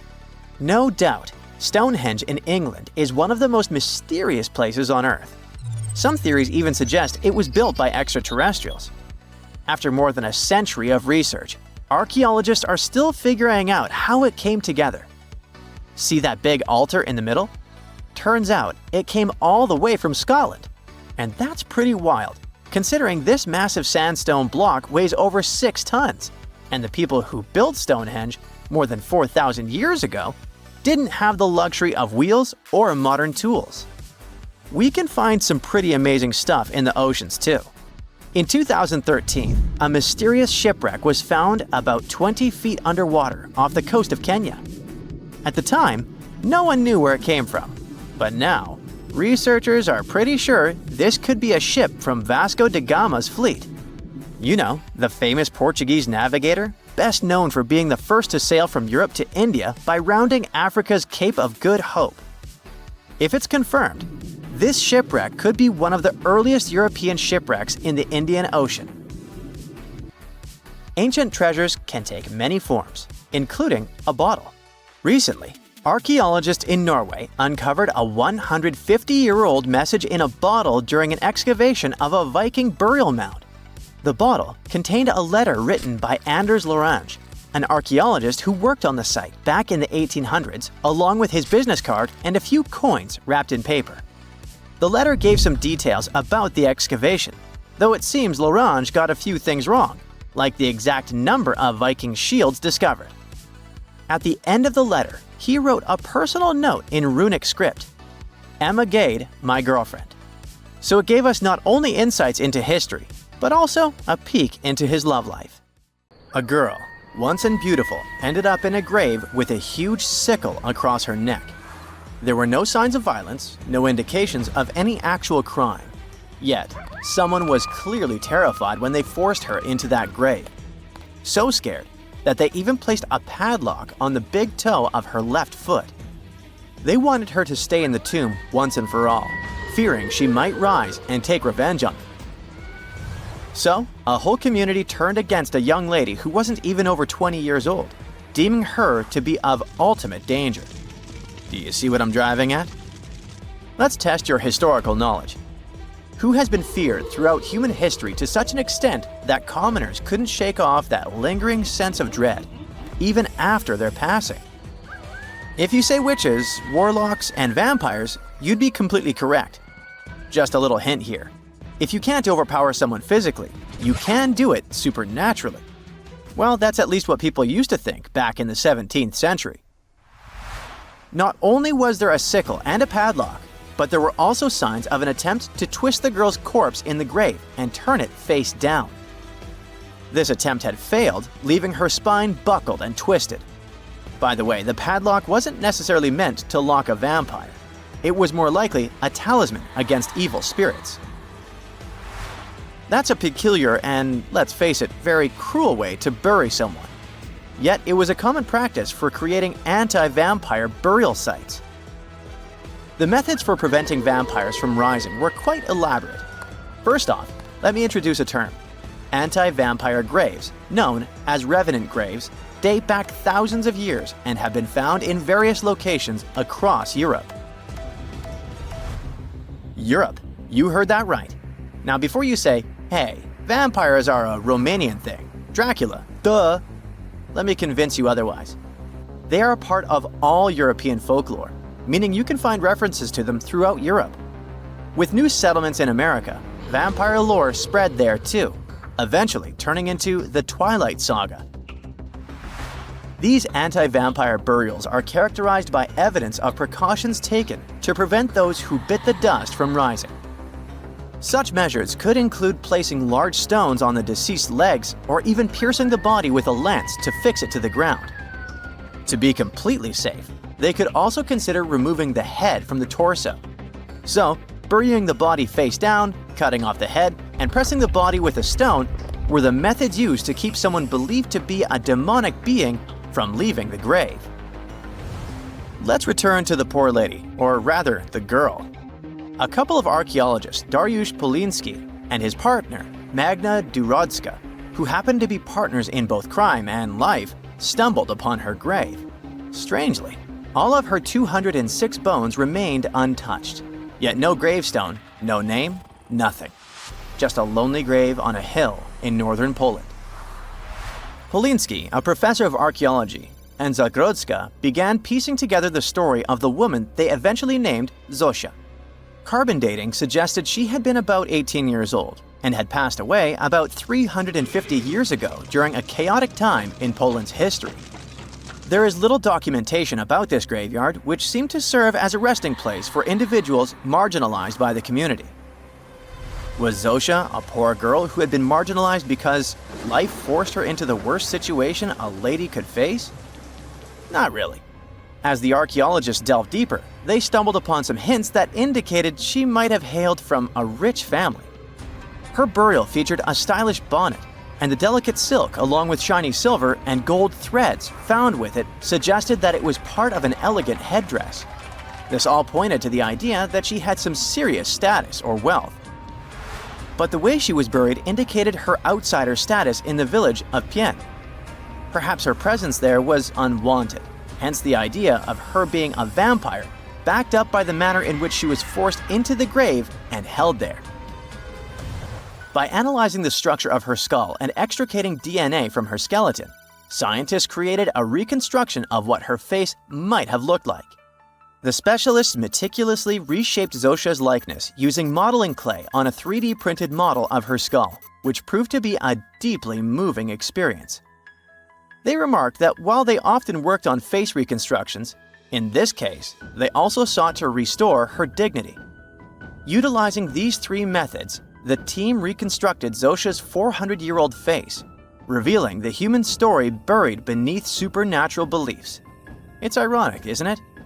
First, people tried their hardest to make the world forget her face and prevent her from ever coming back. 400 years later, people did everything they could to bring her back to life. Her picture now is all over the internet, yet we will never see the faces of those who buried her. Alas, this reconstruction project only allows viewers to visually connect with Zosia, but her true story remains a mystery. But what we know for sure is that people who were deemed vampires were badly discriminated against, to say the least. Rumor had it that hungry vampires would even steal people to quench their thirst. Let's use math to prove this rumor wrong and prove that Zosia wasn't one of them. Back in the year 1600, there were only 537 million people worldwide. Yeah, this data may not be very accurate, but it's pretty close to reality. A physicist, Kostas Eftimiou, calculated that if a vampire had been drinking one person's blood each month, humanity would have faced extinction within a few years. Starting with one vampire and a population of 537 million in 1600, this math shows we'd have no humans left by July 1602. But here we are now. Well, while placing a stone on a corpse to make sure the vampire doesn't rise may be something new to you, there are also a bunch of stereotypical things associated with these creatures that you definitely know, such as garlic and mirrors. Funnily enough, even though it's all based on a bunch of superstitions, there's pretty good logic behind the garlic thing. You see, it contains a special compound called allicin, which is a powerful antibiotic. While people back then couldn't know what an antibiotic was, they noticed garlic was pretty effective against various conditions. Since they believed vampires were created by a particular blood condition, they also believed garlic could defeat a vampire. And there's more. There's actually a blood condition called porphyria, which makes people look like real vampires. Their skin is pale and their teeth get bigger as their gums shrink. And guess what? People who have porphyria cannot consume garlic, as it worsens their condition. Wow, that's a cool coincidence. The next superstition is a bit fresher, and it's about vampires avoiding mirrors. The first known reference to the mirrors comes from the book Dracula, in 1897. But why wouldn't a vampire show a reflection? Simple. Before the plastic era we live in, mirrors were traditionally backed with silver. Silver was commonly believed to repel evil spirits, possibly because it has antimicrobial properties. Much like garlic, its healing properties may be what was supposed to scare off a vampire. Another reason why suspected vampires may have avoided mirrors is the changes to their appearance from conditions commonly confused with vampirism, like porphyria and rabies. People afflicted with these conditions may have avoided looking in mirrors for that reason, causing others to assume that vampires avoided mirrors. But if you ever met a vampire and these methods don't repel it, I have one more trick for you. Ask the potential vampire to count. It can be spilled grains, seeds, or even the holes in the fishing net if you happen to have one. Vampires are into math, so they'll stop to count, delaying them until sunrise. And we all know that vampires don't do well in sunlight. Ironically, it's Count Von Count, a vampire who teaches us how to count on Sesame Street.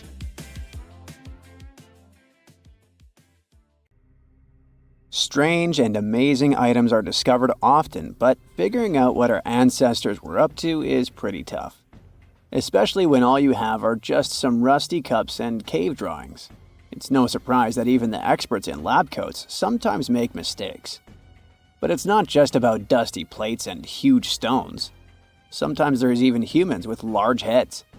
So grab your digging tools and let's travel back to ancient times to explore incredible societies that even scientists can't fully explain. Sardinia may look idyllic now, but I'm not gonna lie, I wouldn't fancy visiting it 3,000 years ago.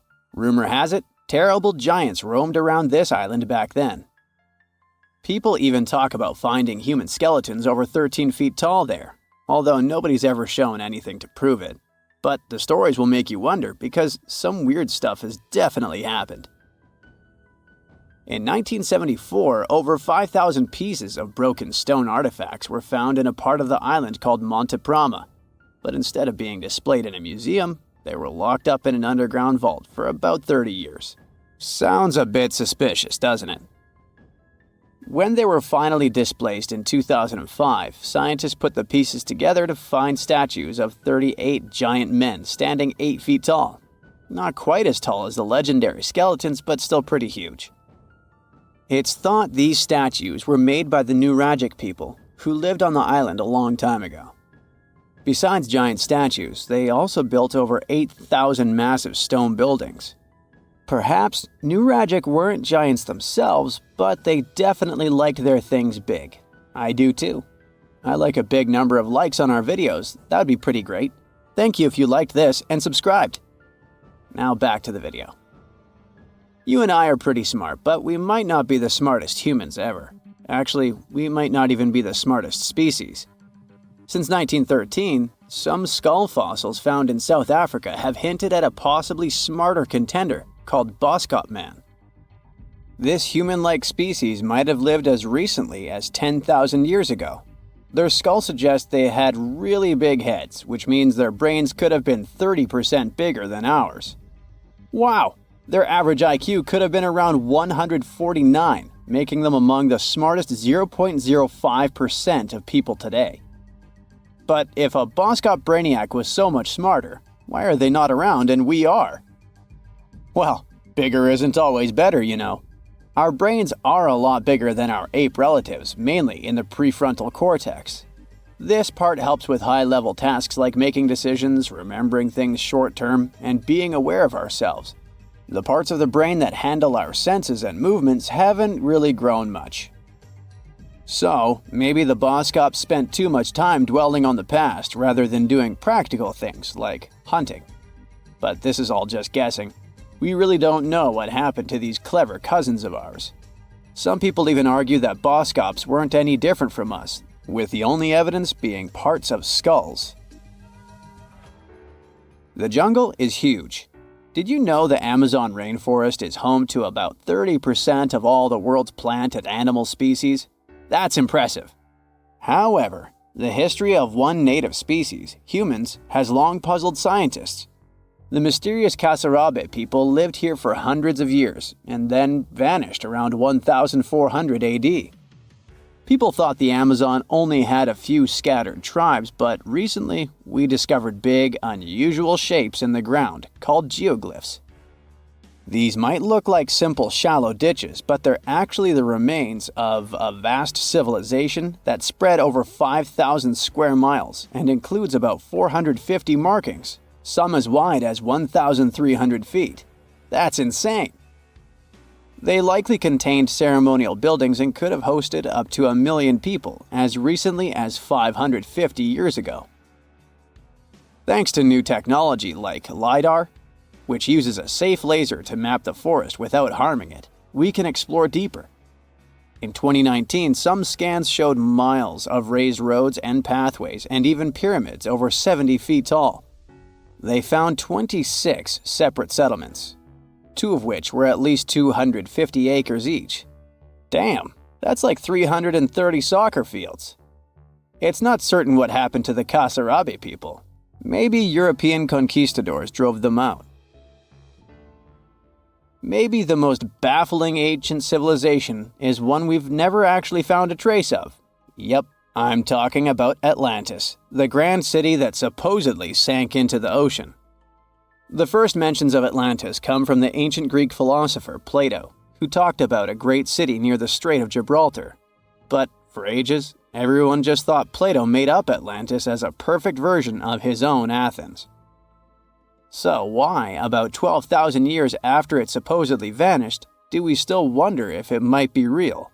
Well, in the 19th century, U.S. Congressman Ignatius Donnelly wrote a book giving 13 reasons why he thought Atlantis was more than just a myth.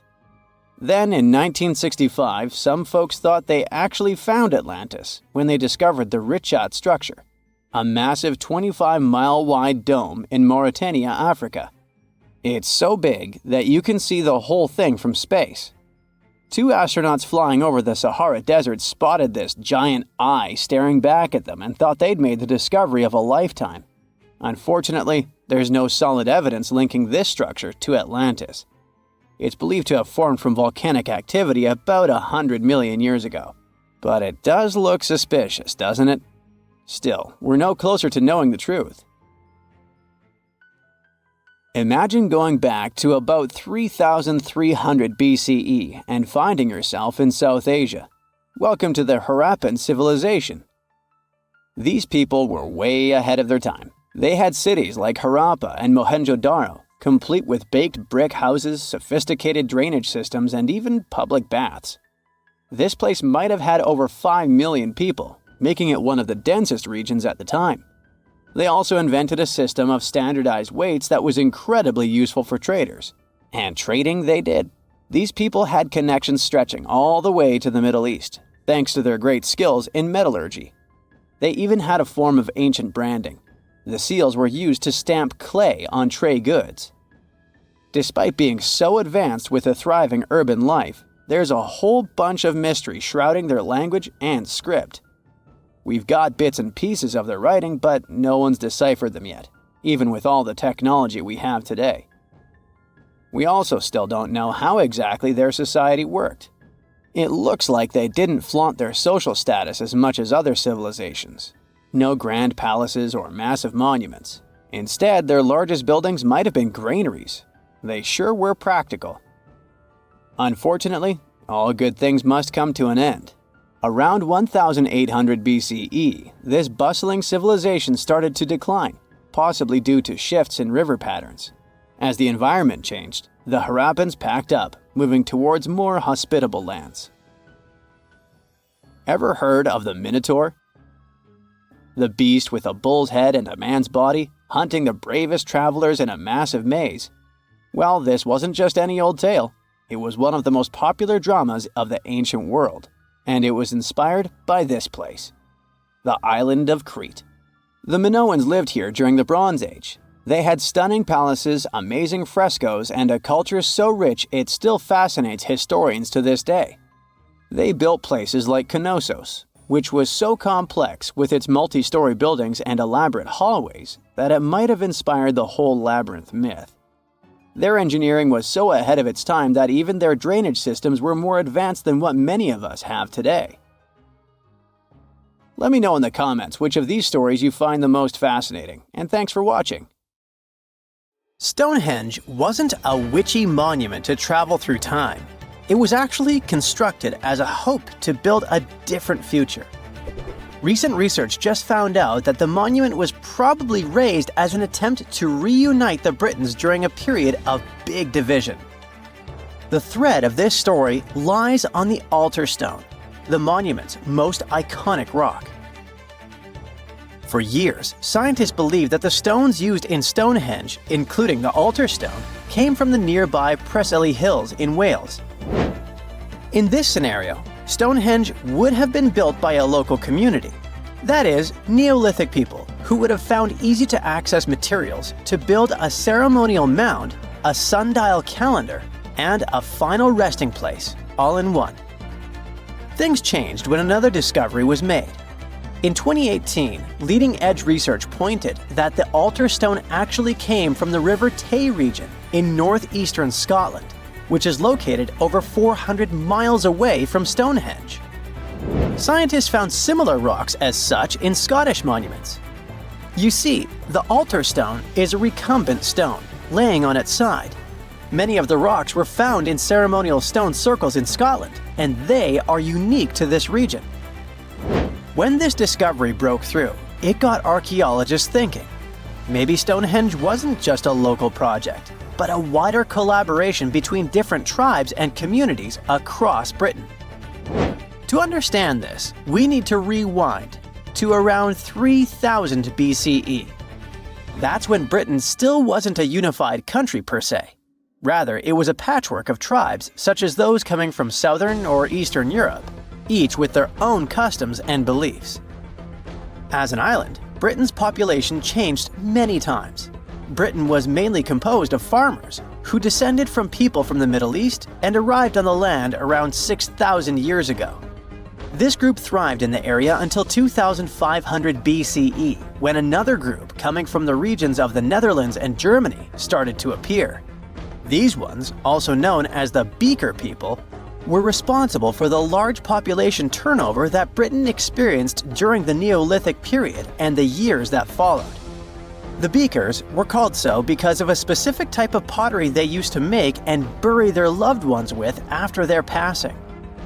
It's possible that the original dwellers of the land didn't like it that their land was being repopulated. And what researchers suggest is that Stonehenge was this attempt to reunite the original Neolithic farmer population and regain some type of identity control over their land. They would have invested a lot of time and energy in bringing the altar stone all the way down from Scotland, without the help of wheel technology, for example. You see, the wheel had already been invented in Lower Mesopotamia, but since there was no Wi-Fi at the time, the Brits weren't aware of this technology until much later on. This whole territorial crisis could have driven locals to use their resources to move the altar stone to Salisbury Plain in England, in order to reunify the land. You see, Stonehenge wasn't built in one go. Its history dates to around 3000 BCE. That's when the monument was just a circular ditch and bank, known as a henge. Inside, they placed wooden posts and possibly totem-like carvings. This version of Stonehenge wasn't about rocks yet. It was more of a ritualistic place and possibly a final resting place. They found several cremation pits from this period, making it the oldest resting place in all of Britain. It was only around 2600 BCE that the blue stones came around. The naming might be a bit misleading since they're not literally blue rocks. They have a bluish tinge to them when they're freshly broken, hence the name.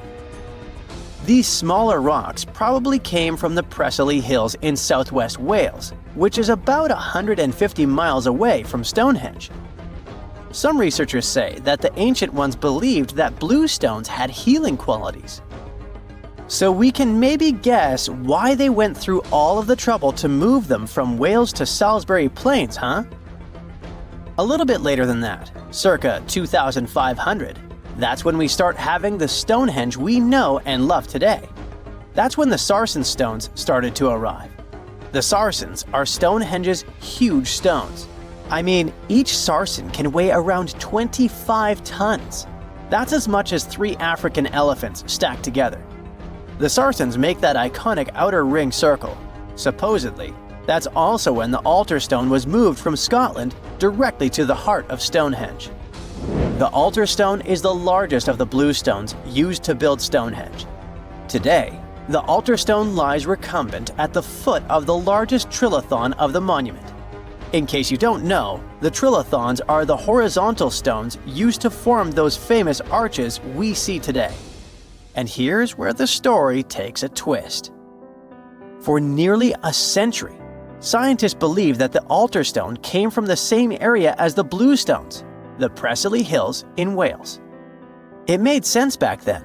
If you're already hauling stones from Wales, why not grab a special one to be the so-called altar? Except that theory started crumbling in 2018, when a team of researchers decided to dig deeper. They used advanced geochemical analysis to pinpoint where the altar stone's sandstone actually came from, and it turns out it wasn't Wales.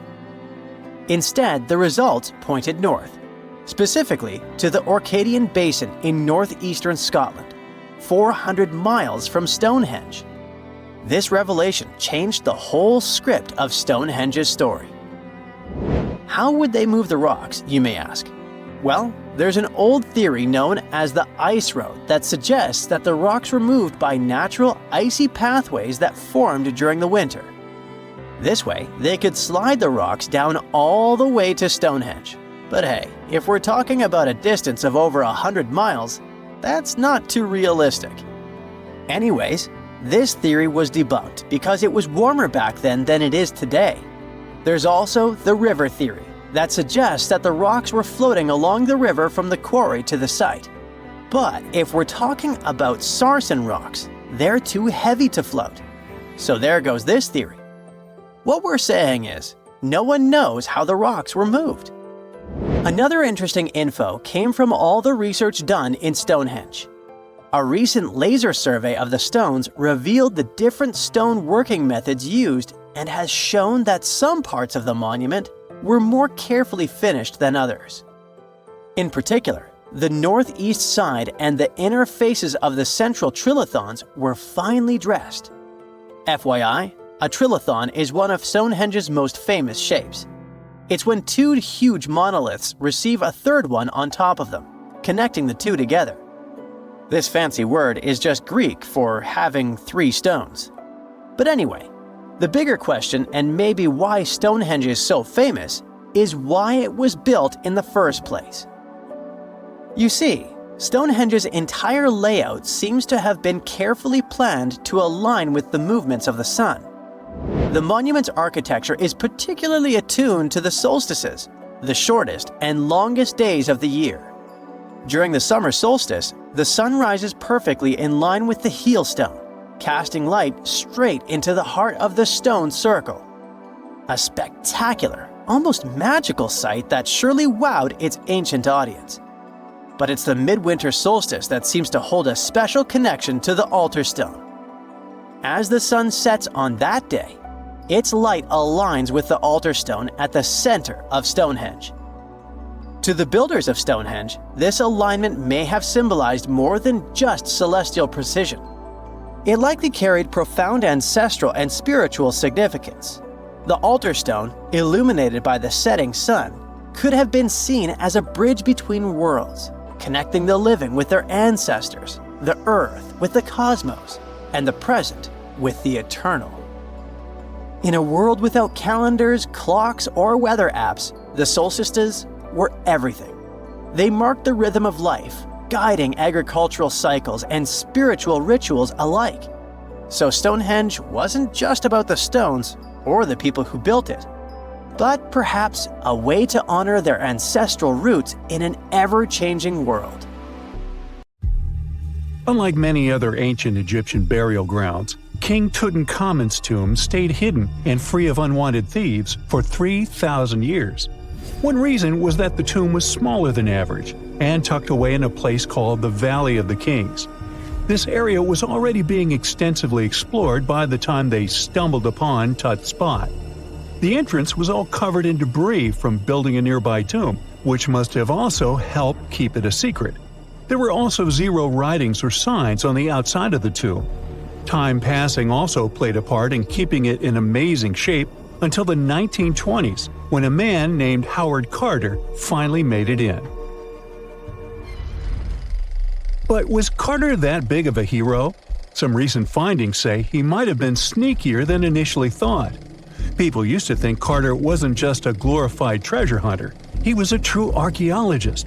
Before Tut, he had been on a relentless quest for Egyptian artifacts. He discovered his interest in these unusual objects when he was a child, and soon started drawing the sculptures and inscriptions that were found in ancient tombs. After stumbling upon the remains of King Tut, Carter spent a decade recording and processing all sorts of objects, like golden thrones, chariots, and statues from Tut's tomb, shipping them down the Nile to Egypt's museum in Cairo. Well, at least that was the official story. More recent discoveries claim that not all of the objects made it to Egyptian officials. A secret letter seems to uncover Carter's little 10 for them, 1 for me policy. The letter in question was sent to Sir Alan Gardiner, a philologist and friend of Carter's, dated from 1922. In these writings, Carter mentioned having found the tomb and was asking his buddy for some advice. In another letter from 1934, Gardiner seems to be thanking Carter for an amulet, which was sent to him as a thank you gift. Carter was adamant that it didn't come from Tut's tomb, but evidently it did. Even the British director of the Egyptian Museum was onto Carter's sneaky endeavors, but couldn't prove it. He compared Gardiner's amulet to others from Tut's tomb, and lo and behold, they were a perfect match. Gardiner was so disappointed to have been put in such a sticky situation that he vented to Carter in another letter. Deciding to be a good friend, Gardiner didn't throw the famous archaeologist under the bus. Instead, he advised Carter to take those stolen goods back to Cairo, just like he'd advise you to like this video and subscribe to the Brightside channel for more amazing videos on the most unique topics in history. It's not the only shady piece of information on Carter's post-discovery behavior. In 1947, a man named Alfred Lucas, who used to work with a controversial archaeologist, gave some information in an obscure journal in Cairo. He claimed that Carter sneakily cracked open the burial chamber door himself. Then he sealed it back up like nothing had happened before the official uncovering. Now, why would he do that? Well, the same theory suggests that Carter and his crew might have entered the tomb early so they could get their hands on some ancient goodies. Obviously, these people couldn't risk having such objects sold while they were still alive, but made sure they were auctioned off after they passed. Carter, though, never confessed to anything. He made no official denial either, but the Egyptian government couldn't risk any more mysterious disappearances, so they prohibited him from entering the tomb for a while. Some have connected this apparent stealing to the curse of King Tut. If you've never heard of it, know that it became quite the scary tale soon after King Tutankhamun's resting place was uncovered. It claimed that anyone messing with the tomb of the boy pharaoh would face some serious bad luck. It's not all dramatic like a mummy going on an aggressive spree, but word got out that the people involved in disturbing King Tut's lair met some mysterious, untimely ends. The main untimely passing related to this supposed curse is that of George Herbert, the 5th Earl of Carnarvon. He was this British aristocrat who helped fund the search for the tomb. He passed away just a year after the tomb was opened. Now, people love to call it mysterious, but it turns out that Herbert was already in pretty bad shape health-wise when he got to Cairo, and he ended up getting taken down by a regular disease. Now, let's talk numbers. There were a lot of people linked to this tomb opening – security guards, archaeologists, and supporting staff. And sure, a few of them did pass not long after the tomb started receiving visitors. As much as we'd like this curse to be true for the sake of, good storytelling, Statistically, if you have a bunch of people connected to opening a tomb, you'd expect some passings just by random chance. The average lifespan for those supposedly targeted by the ancient curse was more than 20 years after the spell was supposed to kick in. Herbert's daughter even lived until the 1980s, that's half a century later. And Howard Carter himself lived until 1935, a solid 16 years after the big reveal. Some have suggested that the whole curse was nothing more than a careful PR strategy. You see, when Tut's tomb was found, Howard Carter wanted to make a priority out of keeping nosy reporters away. So he might have come up with a curse hanging over anyone entering the boy king's resting place. But what was stolen from King Tut's tomb anyway? Well, some jewelry to begin with. It might have been snatched by Howard Carter himself, according to a French specialist. He did some intensive research by looking at old pictures taken from inside the tomb back in the 1920s. He compared those images to various objects from museums and auction houses. He soon started to piece together the whereabouts of some of Tut's jewelry. First up, there's this collar that used to be on Tut's chest. It was all broken into pieces, and some parts went via Carter to the Nelson Atkins Museum in Missouri. Meanwhile, other bits ended up on a necklace owned by some unnamed people who tried to sell it in 2015 but failed. Even the Nelson Atkins Museum agrees, as they've confirmed the information on their website. Then there's a headdress piece. Some beads from it that once belonged to Tut apparently got stolen by Carter too. They were also strung into a necklace and are now being held at the St. Louis Art Museum. Another fancy collar made out of glazed ceramic magic spent some time at the Met, far away in New York. Thankfully, it was sent back to Egypt a bit over a decade ago. This seems to have been, as you'd expect by now, also stolen by Carter. Missing artifacts aside, King Tut still gave a ton of amazing objects that helped us learn more about this incredible ancient culture. Starting with the famous burial mask. It's this massive 21-inch gold art piece with semi-precious stones and glass paste. It weighs 22 pounds and showcases the boy pharaoh with a long beard and a headdress with a cobra and vulture. On the back, there's this spell from an important ancient Egyptian spiritual book that's supposed to make sure it works just as well in the afterlife. Tut was also apparently a board game enthusiast. They found 4 board games in his tomb, some made of ivory. Archaeologists also found a pair of gold sandals, though you'd imagine they were more for show than for comfort. In fact, the pharaoh probably never wore them in his lifetime. Now, speaking of fashion items, it turns out Tut was quite the fancy ruler. They even found a mannequin in his tomb that was used to pick out, adjust, and store his outfits and jewelry. The boy king seemed to have also enjoyed some music, based on the 2 trumpets historians found in his tomb. Though they were played back in 1935 in a BBC broadcast, the instruments are today considered too fragile to be maneuvered. How much time passed between the inventions of the first computer and the appearance of the modern one? The first electronic computer in history is the ENIAC, Electronic Numerical Integrator and Computer. It was invented in 1945 by American scientists. But there's an older machine. It's the Babbage difference engine. English engineer Charles Babbage built it in 1822. This means more than 200 years have passed since the first computer, and we would have thought so if, at the beginning of the 20th century, divers hadn't discovered a computer more than 2,000 years old. In 1900, a group of divers searched for sea sponges in the Mediterranean Sea between the island of Crete and mainland Greece. But instead of sponges, they found sunken treasure ships. It was one of the most significant archaeological finds of that time.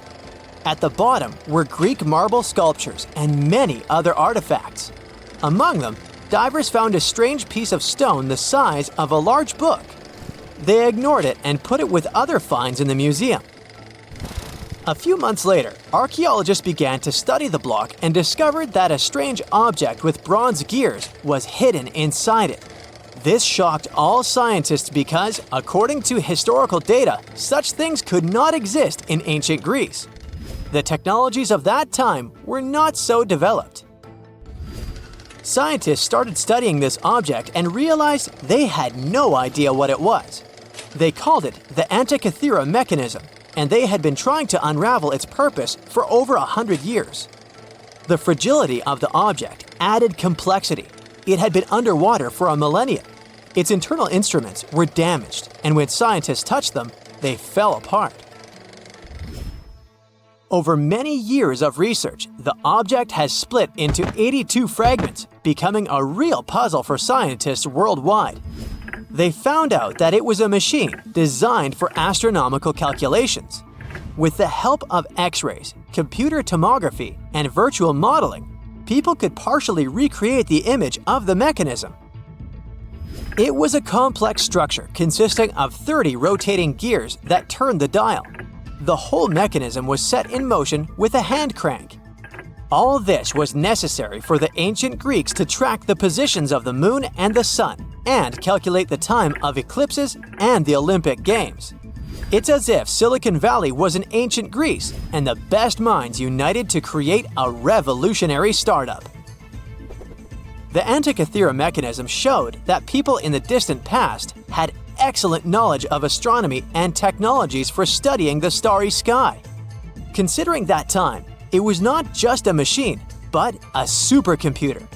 People entered data into it and got the result after the complex calculations it performed. In 2016, scientists found an inscription on the device containing more than 3,000 symbols. It was something like a manual for use.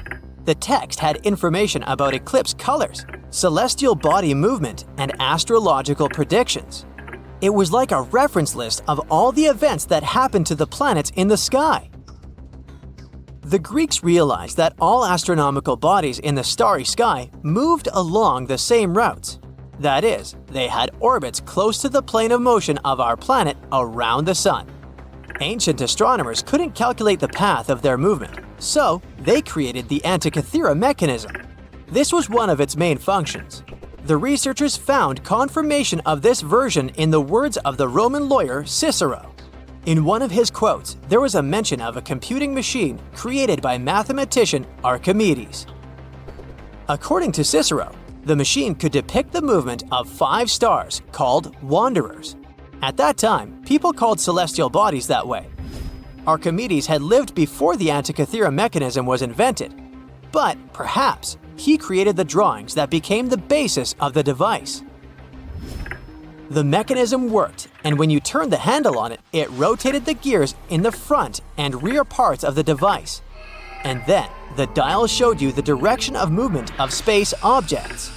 Besides, the machine had an astronomical calendar inside and tracked the time of sporting events, such as the Olympic Games, and also helped to calculate the exact time of the eclipse. Apparently, the Antikythera mechanism was something like a powerful organizer used by scientists or wealthy citizens of Greece.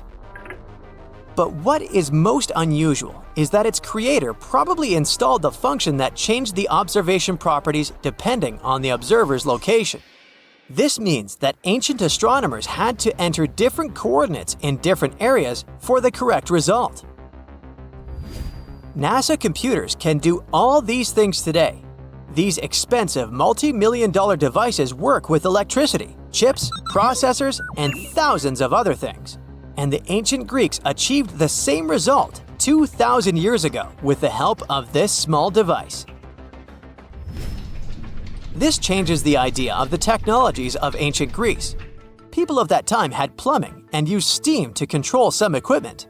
They were developed, but no one expected them to go so far. Archaeologists were sure that people of ancient times used giant rough gears to operate windmills. And now, it turns out that they could create small and complex mechanisms that modern scientists couldn't figure out for 100 years. Divers continue to study the seabed where the Antikythera mechanism was found. They have already found other items, such as nails from the ship and a bronze ring. Such underwater excavations are dangerous and complicated, so the research takes a long time. Experts think that the Antikythera mechanism was not a single copy. Perhaps the ancient Greeks made the same or similar machines. Maybe they're hidden somewhere or were melted down to create something else. In those days, bronze was a costly metal, so when ancient astronomical computers broke down, people could melt them and sell the metal. Some researchers refer to the Antikythera mechanism as the ancient prototype of all modern devices. Phones, computers, and tablets have something in common with this machine. By the way, have you heard of the odometer device? This device tracks the distance traveled by car or other means of transport. Nowadays, odometers are digital, but this technology used to be mechanical, and the ancient Greeks were the first to invent it. According to some records, Archimedes might have created it.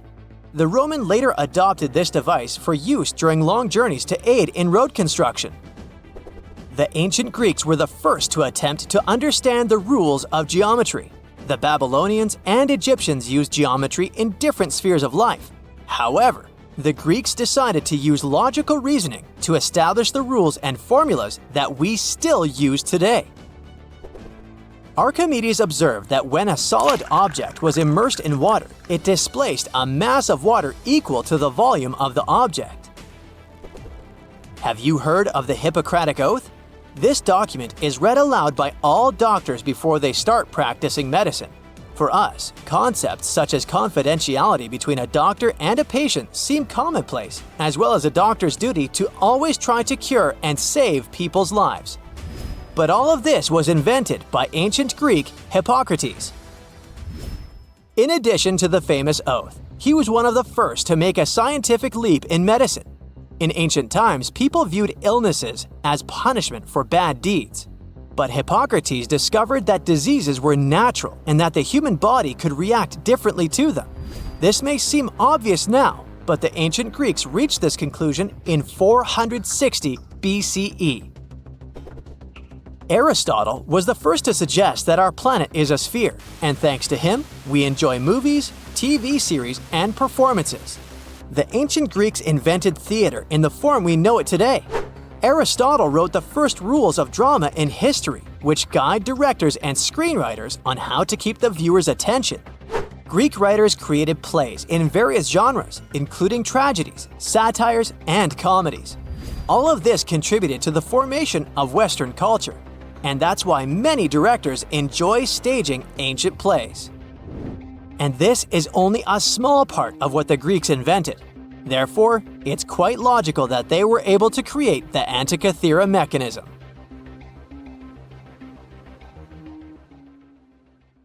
Egyptian archaeologists made an extraordinary discovery near Cairo just recently. Drumroll, please. The most ancient and most complete mummy yet discovered in the country. Yes, they were keeping it under wraps. The 4,300-year-old mummy was found in a group of tombs close to the step pyramid of Djoser, dating back to the Egyptian Old Kingdom. It was covered in layers of gold. The team also found several other tombs, including one belonging to an ancient Egyptian official and another belonging to a secret keeper who had the power to perform special ceremonies. Another interesting tomb was that of a writer, which featured the largest statues ever found in the area. This vast burial site is also home to more than a dozen pyramids and resting grounds.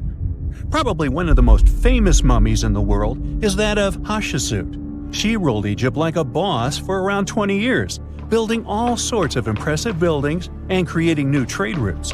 But when archaeologist Howard Carter found her tomb in the Valley of the Kings, her sarcophagus was empty.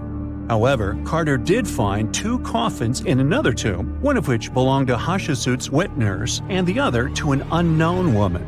In 2006, a team of specialists decided to investigate whether that mysterious lady was the queen herself. They found a molar tooth in a wooden box with Hatshepsut's name on it, and when they compared it to a gap in the mummy's mouth, it was a perfect match. Ramses II was a pretty impressive ruler, but it was his mummy that eventually made history.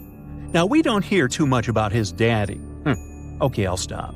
Ramses is considered to be the most powerful pharaoh in all of Egypt.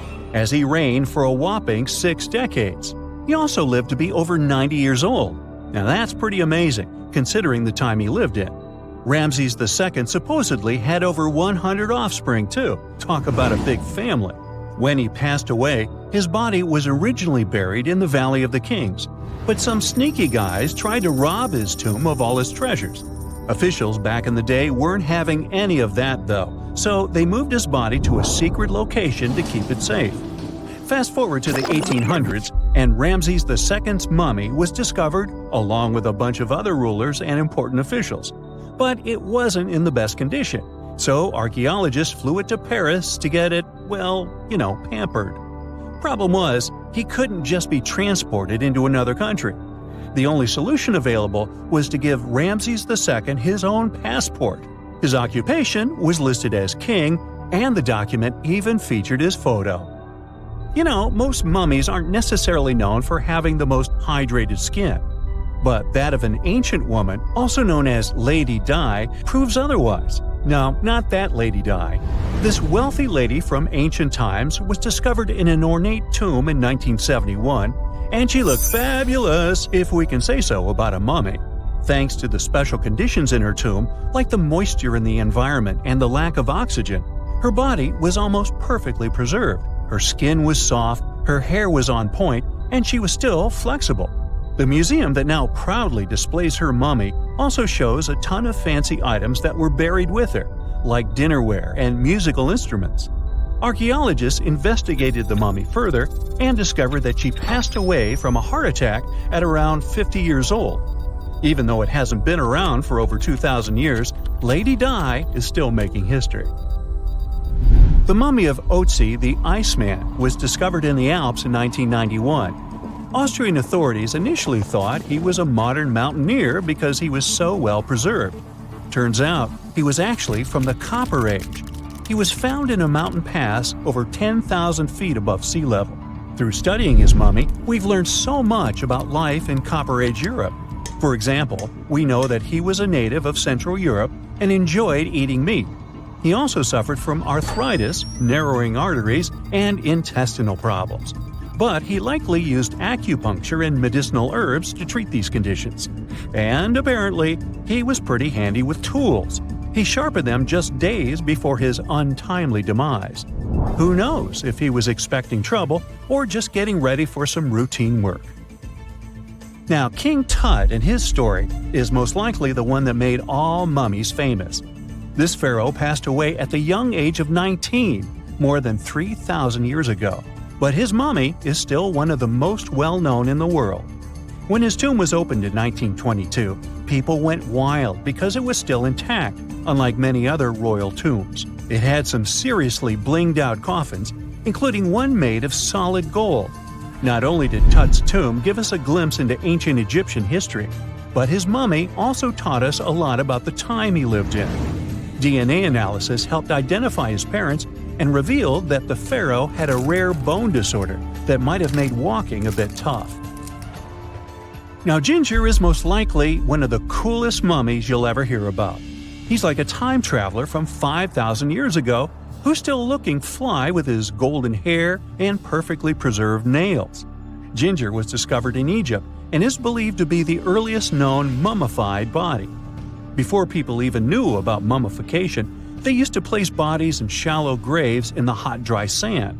And since the sand absorbed all the water, bacteria couldn't reproduce and the body was preserved naturally.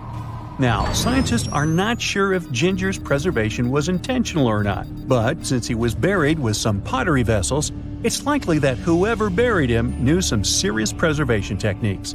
If you want to meet Ginger in person, he's currently chilling at the British Museum. One Dutch art collector bought a statue from Asia and ended up finding a weird discovery. The statue contained a mummy hidden inside. Unfortunately, the body was too fragile to move, so they had to leave it there. The coolest part is that this mummy is over 1,000 years old and was on display for 200 years before being encased in the statue. When scientists did a CT scan, they found out that the mummy was filled with paper scraps covered in writings. Experts think he might have done this thing called self-mummification, which is a pretty intense process involving a special diet and tea that makes your body less prone to bacteria. Only a few people could handle this ritual, and those who managed to do that were seriously respected. No other Egyptian queen has baffled scientists and historians like the stunning Nefertiti. Based on her statues, she was known for her slender neck, wide eyes, and high cheekbones. Her name translates to "the beautiful woman has come." Talk about living up to your name, huh? Even though she wasn't a pharaoh herself, Nefertiti still managed to leave a lasting impression. Written records suggest that, as a wife and queen, she held an incredibly influential role. Because of her power, she was indeed admired, but she also managed to make quite a lot of enemies throughout her life. She was also related to King Tut, but not biologically. Rather, she was his stepmother. So far, locals have yet to identify her mummy, but that may soon change. A local Egyptologist who has been busy excavating tombs in the Valley of the Kings has found 2 mummies that he believes could be Nefertiti and her daughter. According to specialists, we may soon finally get a definitive answer about the identity of these 2 mummies. And if one of them does turn out to be Nefertiti, we could be in for a real treat. DNA analysis and CT scans of the mummy could give us the most complete and accurate image of the queen that we've ever seen. It's crazy to think that we've only scratched the surface of what lies beneath modern-day Egypt. Nefertiti ruled during a time of great power and prosperity in Egypt, but unfortunately passed away in a period of social turmoil, leading to her gravesite being lost. Now, where's my mummy? Ever since Plato wrote about the allegory of Atlantis, humanity has been fascinated with the possibility of the discovery of a thriving underwater civilization. Fancy joining me on a trip to a few historic underwater sites? Let's see what we can find out about ancient civilizations. The first one on our list is what is being called the underwater Stonehenge. Scientists have recently discovered a mysterious pile of cairns that stretch for miles under the shimmering waters of Lake Constance at the borders of Switzerland, Germany, and Austria. Archaeologists began to explore the site back in 2015, and they haven't been able to understand yet what it was actually used for. What they do know is that there is a 12-mile line of 170 human-made stone cairns under Lake Constance. Scientists say this was most likely the result of a combined work of several villages. The cairn site was probably used for some collective purpose. The formations are huge. Some of them are several dozen feet wide. The most amazing discovery so far is that the site dates back to around 5,500 years ago. Now, what were we humans doing back then? We were living in the prime years of the so-called Stone Age. We were beginning to make artifacts from stone and use them to hunt and eat. Can you imagine what a knife and fork might have looked like back in those days? It's no coincidence that scientists call this site the underwater Stonehenge, though. Both sites are believed to have been built around the same period of time. You see, Stonehenge dates back to around 3100 BCE. Both sites carry the distinct characteristic of stone monuments built in a circle. Not to mention the fact that scientists also haven't figured out why on earth our early ancestors would feel the need to build a monument such as Stonehenge. Well, the mystery of Lake Constance hasn't been solved yet. Who were the Neolithic people from this area? And for what purpose did they go through such an amount of work and effort to build this huge stone site? Next, we're taking you on a tour of the Ryukyu Islands just off the coast of Japan. You're diving deep down to an archaeological site. But I should warn you, the waters of the Pacific Ocean are far from smooth. It doesn't take long before you see a huge structure, thanks to the sunlight shining down on the seabed. At first, it looks like Machu Picchu's ruins located across the globe in Peru. As you approach the site, you slowly figure out its forms. A pyramid-shaped structure, arches, staircases. It's something that could have easily been a palace or a castle. Could this be a sign of human activity? What you've just seen is known today as the Yonaguni Monument. It also goes by the name of Japan's Atlantis. The entire monument is about the size of 5 soccer fields and the height of a 5-story building. Its most surprising feature is its expanse of terraces. Explorers and scientists believe that Yonaguni might be 10,000 years old. But whether it's a human-made structure or a natural formation is still under debate. For Japan's top marine geologist, Professor Masaki Kimura, Yonaguni is the heritage of a lost civilization.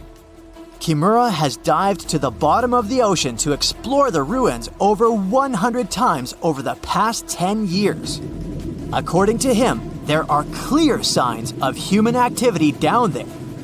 On the monument's surface, there is a triangle-shaped concave that is a historical symbol of water fountains in the region. There's also a giant turtle carved on the eastern side of the structure. And, according to Kimura, turtles have an important cultural meaning. Several pieces of stone tools have been recovered from the site. Their estimated age is around 10,000 years. However, not all scientists support this theory. For many, Yonaguni is the result of thousands of years of erosion. The fact that the monument is composed of one massive rock leads them to believe it's not human-made. The defined edges and flat surfaces resemble a natural formation in Northern Ireland, known as the Giant's Causeway. The basalt columns look like the ruins of a palace, but they're actually the result of volcanic activity in the region.